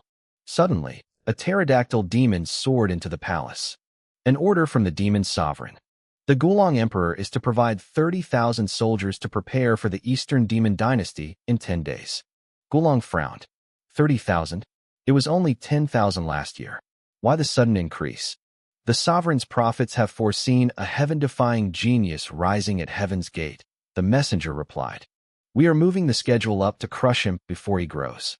The sovereign says it is a human male, and he uses a sword. Gulong's eyes widened until they looked like bells. A human male who used a sword? There was no doubt left in his mind. Pass my orders. Every warrior at the sea-gazing rank or higher is to mobilize. Support the remaining king-level camps immediately, and notify the assassination squad. Also, send a team to speed up the excavation at the ancient cave. I need a treasure to show off at the Eastern Dynasty. Meanwhile, I was busy. I had just finished wiping out my 4th king-level camp. The system chimed in my head, notifying me that I had gained over 13,000 attribute points. I reached the outskirts of Gulong's palace just in time to see about 50 sea-gazing rank demons gathering. They were shrouded in thick black mist, looking incredibly formidable. They weren't led by Gulong himself, but by a subordinate demon emperor. From their conversation, I realized they were heading out to reinforce the other camps. I didn't let them get far. I activated Dark Night and trailed them like a ghost. When I was only a few meters away from the leading demon emperor, I struck. In 2 seconds, I fired 3 arrows from my Fu Yao Bao followed by a thrust from my Thunder Spear. He didn't even have time to scream before he was dead. I grabbed my spear and vanished back into the shadows. Emperor Gyue is dead, the demons shrieked. Alert! Battle positions. The 53 remaining demon kings panicked, hiding within their rolling black fog. I saw a gap and lunged. A flash of lightning pierced the mist, and another demon hit the dirt. By the time they looked, the lightning was gone. He's among us. Spread out, they yelled. I smiled in the darkness and swapped my spear for the Juxian sword. I didn't need flashy techniques now. I was a transparent blur in the night. Every time I passed a demon, they fell silently. One by one, their numbers dwindled. By the time they realized they couldn't win and tried to flee, there were only 11 left. They were fast, but I was in the wind-riding rank. Nobody escapes me. 10 minutes later, the last demon fell. The system confirmed 54 kills and granted me another 5,500 points. I sheathed my sword, absorbed the energy, and headed back to the palace. It was late, and the palace was brightly lit. My stealth wouldn't work in the light, so I used a breath-concealing potion and disguised myself as the emperor I had just killed, Gyue. Greetings, Emperor Gyue, the lower-level demons whispered, bowing as I walked past. I ignored them and headed straight for the back of the palace. A small demon bumped into me and scrambled to bow. Emperor Gyue. Where is Gulong? I asked, my voice rasping. The great emperor is cultivating in the moon-watching hall, the demon replied. I turned to leave, but I saw the small demon scratching his head. He looked confused. That's strange, he muttered. Emperor Gyue usually cultivates with him at this time every day. How could he forget? I didn't give him a chance to think. I reached out with a hand of spiritual energy and crushed his skull instantly. Another demon nearby saw this and collapsed to the floor, trembling. Clean this up, I commanded coldly. Yes, yes, my lord, he stammered, his head hitting the floor in a frantic bow. I walked toward the highest point of the palace, the moon-watching hall. The Gulong Emperor belonged to the Silver Wolf tribe. They cultivated by absorbing moonlight. As I climbed, I felt the powerful aura of a wind-riding rank expert. The demons guarding the hall bowed as I passed, and I finally stepped onto the terrace. The view was incredible. The moon looked massive from here, almost close enough to touch. Gulong was standing there, his neck craned back, staring at the lunar disk. Soft beams of light swirled around him, merging with his spiritual energy. Aside from his thick silver fur, he looked almost human. Guyue, is the task finished? Gulong asked without turning around. I nodded silently. Gulong sighed, looking at the moon with a strange, melancholy expression. The moon is beautiful, but it fades. Tell me, do you think there is such a thing as an eternal moon? Something that shines every day? I shook my head. I didn't think you'd know, he said, waving his hand. He pulled out a yellowed, tattered book. It looked like a human children's science magazine. He wiped his hands on his robes and carefully turned the pages. Look, this is a human eternal moon. They say if you add electricity, it stays lit forever. Imagine if we had such a treasure. We could cultivate day and night. We would become sovereigns or even gods in no time. He gripped the magazine tightly. This is why I search for human ruins. One day, I will find a treasure that lets me cross the mountain passes. I will march into the heart of the human lands and steal their eternal moon for myself. I looked down at the magazine in Gulong's hands. It was just a picture of a giant light bulb. I stared at it, speechless. Don't you worry about these things, Gulong said, misinterpreting my silence. As your elder brother, I'll find a way. You just focus on your cultivation. That ancient human grotto is about to open. When it does, I'll let you pick a weapon first. In 10 days, you'll represent us at the Lindong Demon Court and make a name for our family. Meanwhile, I'll sneak into the human heartlands and claim this eternal moon for myself. Gulong looked up at the sky, his face full of longing. He didn't notice the thick black clouds rolling in, swallowing the moonlight. The darkness was total. This was my moment. I moved. I triggered 3 consecutive flashes, closing the gap instantly. I drew the Juxian sword and unleashed the 3 strikes of the soaring sword technique, aiming straight for Gulong's head. At the same time, I summoned the thunder spear. With over 1,000,000 pounds of force behind it, I hurled the spear, locking onto his chest with a crackle of violent lightning. Gulong wasn't slow. As a wind-riding rank expert, his instincts were sharp. He sensed the killing intent and instantly activated a protective treasure. But against the Juxian sword, his shield was like paper. It shattered in less than 3 seconds. The thunder spear didn't miss. It tore through his chest, leaving a massive, charred hole in his torso. I didn't give him a chance to breathe. 3 sword nets materialized over his head, descending to finish the job. The notification popped in my head. Kill Demon Sovereign X1. Gained 200 attribute points. I absorbed his cultivation and quickly searched the room. I found a few items, then destroyed that ridiculous magazine. Because of the sound-dampening materials of the moon-watching hall and Gulong's own protective barrier, the fight hadn't alerted anyone outside. When I walked down to the lower terrace, a group of wolf demons was still there, necks craned toward the sky, trying to cultivate. Lord Guyue, they greeted, bowing low. I nodded. Then, I unleashed the A-rank area of effect skill, Autumn Water. A wave of sword light rippled out, slaughtering every demon on that level in a single breath. Hostile killed 334 demons. Gained 6,340 attribute points. I sat cross-legged for a moment to recover my spiritual energy. Then, I moved to the next floor. Hostile killed 523 demons. Gained 8,930 attribute points. Next floor. Hostile killed 627 demons. Gained 9,820 attribute points. I kept going. The floors piled up, and so did the points. I finished with the moon-watching hall and moved to the surrounding palaces. I was a ghost in the night, leaving nothing but carnage in my wake. An hour later, the once bustling demon camp was a graveyard. The smell of blood was overwhelming. I stood atop the central hall, my silhouette dark against the sky. I spread my arms, feeling the red lines of essence flowing from all directions into my body. I felt like a god. Hostile killed 6,423 demons. Gained 92,310 attribute points. I walked out of the ruins an hour after that. I even packed a few thousand stone bricks into my storage, curious about why their defense was so high. As I was leaving, a pterodactyl demon flew down and landed before me. Reporting to Lord Guyue.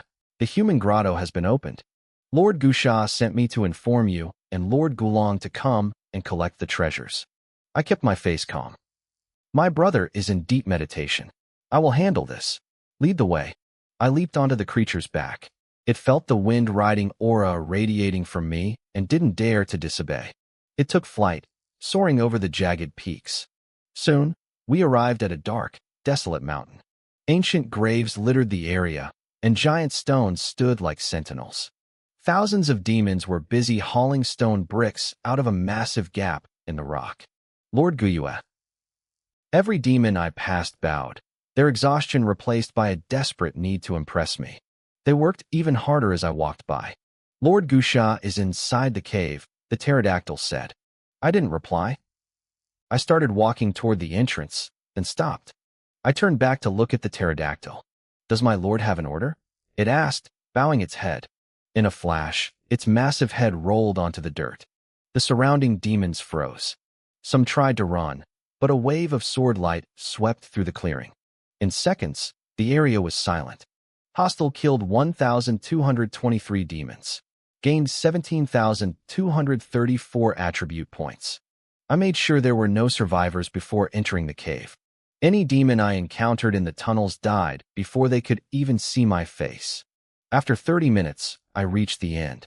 It was a massive stone hall, illuminated by glowing pearls embedded in the ceiling. The yellow stone bricks gave the place a golden, majestic glow. Dozens of demons were clearing debris. Lord Guyue, they shouted, dropping their tools to bow. I answered them with the autumn water strike. Sword light rippled through the hall, leaving only a handful of survivors. Suddenly, a wolf king leaped from behind a stone wall, finishing off the remaining low-level demons himself. He turned to me with a grin. Second brother, I knew what you were thinking. As the humans say, we have to silence the witnesses. The three of us found this treasure. We can't let word leak out. Am I fast or what? I haven't been slacking off. Come, second brother, look at what I found. I walked toward him, expressionless. Before he could react, I thrust the thunder spear through his heart. Second brother, you. His eyes went wide with realization. I see. You want it all for yourself. You'd even kill your own kin. Hostile killed 64 demons. Gained 1,250 attribute points. I kicked Gusha's corpse aside and walked toward a stone coffin that had been pried slightly open. I frowned and shoved the lid off, immediately jumping back 30 meters in case of traps. 10 minutes passed.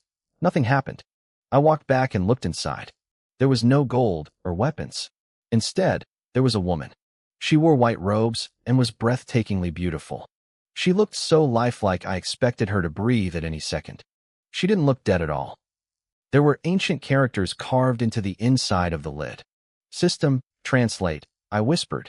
The text reads, Eternal Era, Year 15. Emoshiunshiwa. What was the Eternal Era? I asked. The Eternal Era ended approximately 10,000 years ago. 10,000 years. That was impossible. I looked at the woman again. How could a body remain uncorrupted for 10 millennia? Was it the coffin, or was she just that powerful? The spiritual recovery had only started a few decades ago. Why were these ancient people appearing now? Did they foresee this era? I stood there for a long time, but I had no answers. I turned to explore the rest of the hall, finding nothing of value. I headed for the exit, but something made me stop. I went back and slid the heavy lid back onto the coffin. As I left, I collapsed the entrance with stone bricks and piled hundreds of massive boulders over the site. I wasn't leaving any traces. I headed back toward the main demon camp. As I approached, I heard a rhythmic, thunderous chant rising from the darkness where nearly 50,000 demons had gathered. Break heaven's gate. Destroy the humans. The sound of their chanting shook the heavens. I stood beneath a tree, just a few yards away from the main camp, completely hidden by the shadows. Even the demon emperor leading them hadn't noticed me. I was a ghost in their midst. I had been tracking this group since I left the territory of the Galang demon emperor. This camp belonged to the Ten Spirits clan, led by a demon emperor named Panshan. He was at the middle stage of the wind-riding realm. Originally, my plan was simple: walk in and slaughter everyone. But when I heard 50,000 demons were gathering here to prepare for an assault on Heaven's Gate, I changed my mind. This wasn't just a fight, it was a harvest. I needed more attribute points. Break Heaven's Gate. Destroy the humans. The roar of 50,000 monsters was suffocating. Even with my new strength, I felt a slight shiver down my spine. The sheer killing intent in the air was heavy. If this was just one camp, I couldn't imagine how terrifying the full demon army would be. Suddenly, a thick, powerful voice cut through the noise. A green-leafed old man appeared in the center of the camp as if he had stepped out of thin air. Emperor Mu Long. Emperor Mu Long. The demons erupted in a deafening salute. Mu Long stroked his beard and smiled, releasing a powerful aura that forced every demon to stand at attention. Total silence followed. He was at the peak of the wind-riding realm. But as I watched him, I sensed something else hidden in his aura. It was formless and invisible, yet it carried a terrifying pressure that made my skin crawl. Was this intent? Emperor Mu Tian sent me to lead you, Mu Long shouted. We will crush Heaven's Gate during the coming offensive. Are you ready? We are ready, the horde screamed. Mu Long whispered a few orders to Pan Shan, who nodded eagerly. It seemed Mu Tian himself was leaving, and Mu Long was taking charge. The crowd dispersed, and Mu Long headed toward the largest tent. I hesitated. I had planned to kill the leader, but Mu Long was different. He had likely touched the threshold of intent, meaning he was close to becoming a level 5 martial artist, the spirit god realm. With my current strength, I couldn't guarantee an instant kill. System, I whispered, open my status panel. A screen flickered to life in my mind. I looked at my stats. I didn't hesitate. System, add 56,788 points to my cultivation. A surge of heat exploded through my veins. My bones popped, and my energy expanded like a rising tide. Asterisk ding. Cultivation level reached. Early Spirit God Realm. Asterisk. Asterisk ding. Spirit attribute has reached 500. Evolution triggered. You have gained the talent. Great intelligence. Asterisk. Suddenly, my mind felt crystal clear. I felt like I could learn anything in seconds. But something was missing. The system notified me that even though I was now in the Spirit God Realm, I hadn't mastered an intent yet. It gave me a choice. I want Sword Intent, I said. Asterisk ding. Sword Intent initialized. Asterisk. A sharp, violent energy erupted from my body. Behind me, the Zhuxian sword let out a crisp ring and unsheathed itself, circling me like a loyal guard. The power was so intense I couldn't hide it anymore. Inside the tent, Mu Long felt the surge of energy. He scrambled out, his face pale with shock. He didn't see a human. He saw the aura of a peerless master. Which emperor has graced us with his presence? Mu Long cried out, bowing so low his head nearly touched the dirt. Please, forgive my lack of welcome. I used my shifting abilities to take the form of a wolf demon and stepped into the light. Mu Long didn't dare look up. The sword intent radiating off me made him tremble. As he bowed, the leaves on his head drooped, revealing a body made of gnarled wood. He was a tree demon. What brings your excellency here? Mu Long stammered. My elder brother is Emperor Mu Tian. He loves making friends with powerful masters. If you are free, perhaps you could join us. I looked down at him coldly. Join you? You think you're worthy? Mu Long hit the ground, his body shaking. I spoke out of turn. Please, forgive me. I came for something, I said. I want to borrow something from you. Anything, he shouted. If I have it, it is yours. I want to borrow a single leaf from the top of your head. Mu Long didn't hesitate. He reached up and tore a handful of green leaves from his scalp, offering them up with trembling hands. For a tree demon, these leaves were his cultivation. Losing them meant his power would drop significantly, but he was too terrified to care. In the demon world, rank was everything. A higher-level demon could kill a lower one for no reason at all. I said I only wanted one, I repeated. My apologies. My mistake. He threw the handful aside and carefully plucked the brightest, most vibrant leaf from his crown. As he pulled it, he coughed up a spray of bright green blood. His aura plummeted from the peak of the wind-riding realm down to the early stage. He looked withered, broken, but he still held the leaf up high. Here is the leaf you requested, Emperor. I reached out and took the vibrant leaf between two fingers. It felt alive, pulsing with his life force. Emperor, Mulong whispered, his voice full of exhaustion. May I ask, what do you need it for? I looked him in the eye. To take your life. His eyes widened, but it was too late. I flicked my wrist. The leaf, infused with my sword intent, turned into a lethal blade. It sliced through the air, cutting his throat before he could even scream. Asterisk ding. Kill confirmed. 200 attribute points gained. Asterisk. I stood there, watching his body crumble. In that moment, I understood. When the heart holds the sword, everything in the world can be a sword. That was the essence of sword intent. I felt like thousands of years passed in a few seconds as the realization settled into my soul. I wasn't finished. System put 39,234 points into my physique.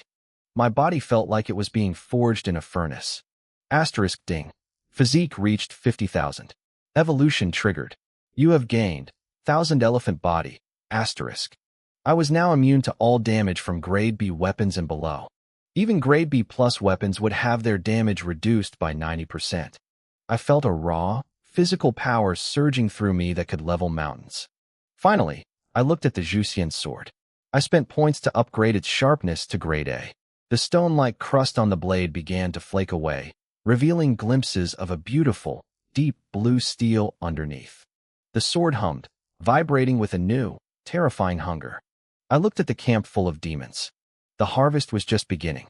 The Juxian sword hovered intimately in front of me, its blade humming with a constant, vibrating ring. It seemed as impatient to kill demons as I was. I reached out, gripped the hilt, and walked into the Demon King's camp with an expression of cold indifference. The slaughter began instantly. Sword light, clear and sharp as autumn water, rippled outward in every direction. With my sword intent empowering every strike, even a demon king at the sea-viewing realm couldn't withstand a single breath of my presence.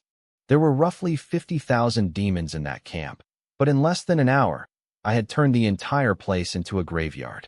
Asterisk ding. Host has slain 49,810 demons. 321,369 attribute points gained. Asterisk. High above the Gulong Demon Palace, a young man wearing the uniform of the Demon Assassination Squad let out a cold shout. The Emperor has tracked the human's trail. He is currently at the Panshan Demon King's camp. Given his brutal nature, the massacre has likely already begun. I want to see exactly who this human is to dare slaughter dozens of our camps.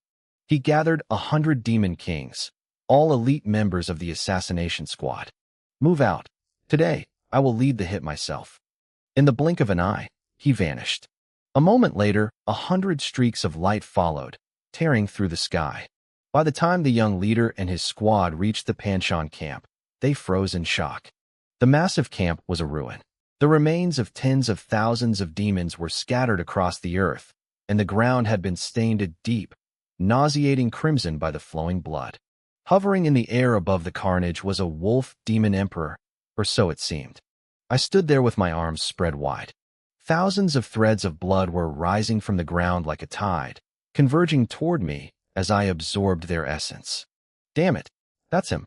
That's the human in disguise, the leader roared. All demon kings, heed my command. Follow me and tear this human into 1,000 pieces. The young man vanished and reappeared only 10 meters in front of me, clutching a jagged red short blade. But before he could strike, I flicked my hand. A handful of ordinary pebbles flew toward him. Pebbles? This is your grand attack. He laughed with pure disdain. His laughter died instantly. As the stones flew, a phantom image of a long sword attached itself to every single pebble. Under the pressure of my sword intent, the stones didn't just fly. They tore through the fabric of space itself. The young leader was an emperor-level combatant. The moment he felt the sheer weight of that sword intent, he didn't try to block. He fled, diving into a void shift. But his retreat left the demon kings behind him completely exposed. Sword intent is a terrifying force of suppression against those who don't possess it.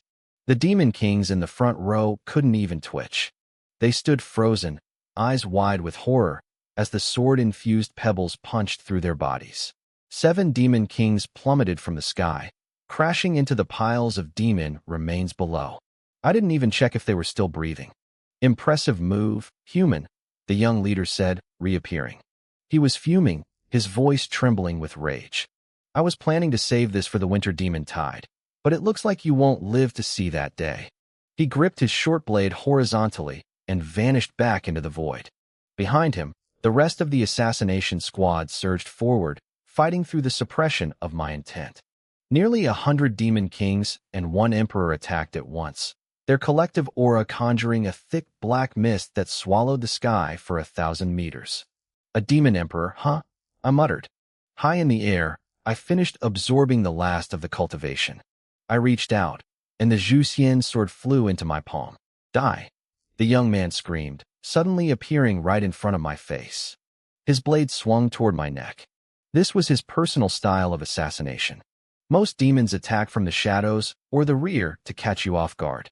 He did the opposite. He attacked from the front, betting that his sheer speed would be the ultimate surprise. He expected me to panic. He was wrong. Clang! Our weapons collided.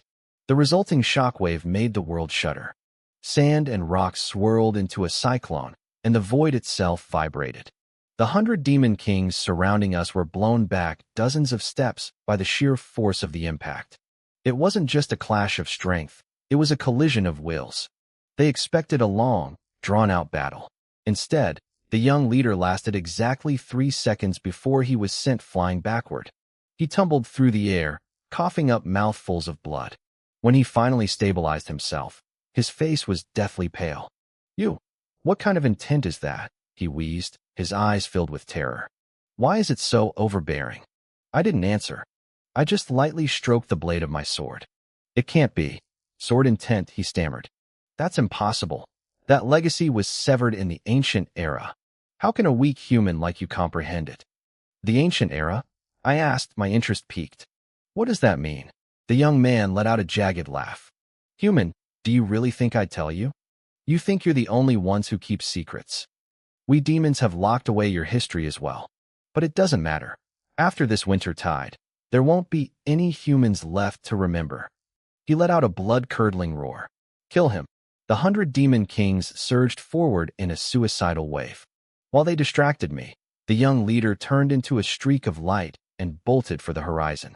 He was abandoning his men to save his own skin. I didn't let him get far. 3 flashes of autumn water, sword light, sliced through the air. In an instant, the sky cleared.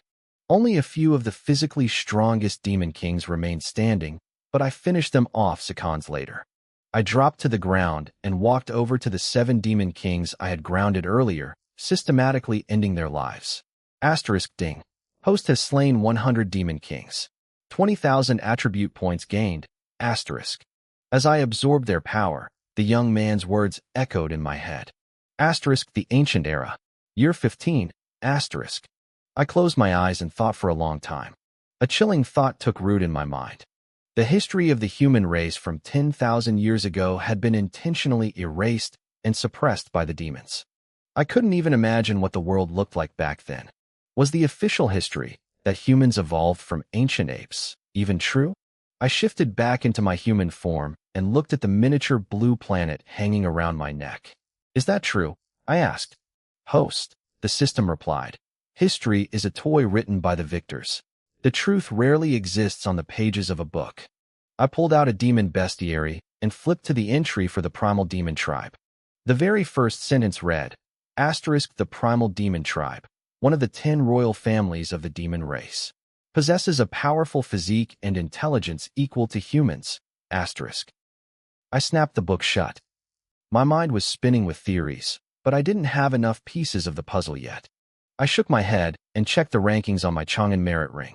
My rank had jumped to 65. I closed the interface and tapped the ground with my toe, launching myself into the air. A few minutes later, I arrived at the next Demon King camp. The winter demon tide was only a few days away, so these camps were packed. This one had over 30,000 demons. While I could defeat a demon emperor of my level, killing them instantly was difficult. If they decided to run, I couldn't always stop them. That made these camps my best source for points. The numbers here are a bit low, I whispered, holding the Juxian sword. I walked into the camp with a calm, indifferent stride. Report. A wild human has been spotted, a sentry screamed. What human brat dares to trespass on the territory of the White Snake Demon King? A voice boomed. Boys, take him down. Eat his flesh and drink his blood. The entire camp erupted. 30,000 demons swarmed out like a black tide, their collective aura creating a suffocating mist. It was exactly what I wanted. I had deliberately hidden my true strength. Hunting them down one by one was a waste of time. It was much more efficient when they all gathered in one place. As the 30,000 demons closed in, I felt the Juxian sword tremble in my hand. I let my aura explode. My sword energy exploded outward, scattering in every direction. In an instant, every demon below the Guanhai realm was slammed into the dirt. They lay there prostrate, unable to move a single muscle under the crushing weight of my intent. Even the Guanhai-level demon kings weren't faring much better. They could still move, but the suppression was overwhelming. Their strength was cut in half instantly. Only the two Euphone realm demon emperors managed to stay upright, but their faces were pale with terror. This is bad. It's a Lingshin realm powerhouse, one of them shrieked. Run, move now. They didn't hesitate for a second. They turned and bolted, desperate to escape the slaughter. But they weren't fast enough. A flash of lightning and a streak of azure light flickered behind them. Before they could even process what was happening, my thunder spear and the Juxian sword tore through the air. Both demon emperors were cut down where they stood. At the same time, the ripples of my autumn water sword light surged outward. The massive demon camp transformed into Asura hellscape in the blink of an eye. Blood painted the snow, and the screams didn't last long. Back at the fortress, the atmosphere was tense. Is Subai still not back yet? Yi Rouge stood on the high city walls, her small hand gripping a spirit stone tightly. She stared out toward the wasteland beyond Heaven's Gate, her eyes filled with a restless, melancholy longing. Thousands of soldiers and hunters were gathered, preparing for the coming storm, but Subai was nowhere to be seen. I don't know, Shui replied, standing beside her with a deep frown. I went to his quarters to check, but I only saw Qin Tianju. Shui's worry was practical. If I didn't show up soon, the assignment of defense zones for the winter demon tide would be over. I wouldn't get a say in where I was stationed. Every time the tide hit, the defense zones were divided based on strength. Whether you were a top-tier hunter or just an average soldier, you usually had a chance to choose or negotiate. With the reputation I had built at Heaven's Gate, I was guaranteed a spot in the top 15 zones. But if I wasn't there to claim it, I would be stuck with whatever scraps the others didn't want. In a place like Heaven's Gate, where every step was a dance with death, even a fool knew that the later zones offered a much higher chance of survival. This wasn't going to be a normal season. The demon tribes were mobilizing on an unprecedented scale. The sheer numbers were terrifying. Everyone knew that holding the frontline positions this time would be a nightmare. Without me there to speak for myself, I was being set up for a suicide mission.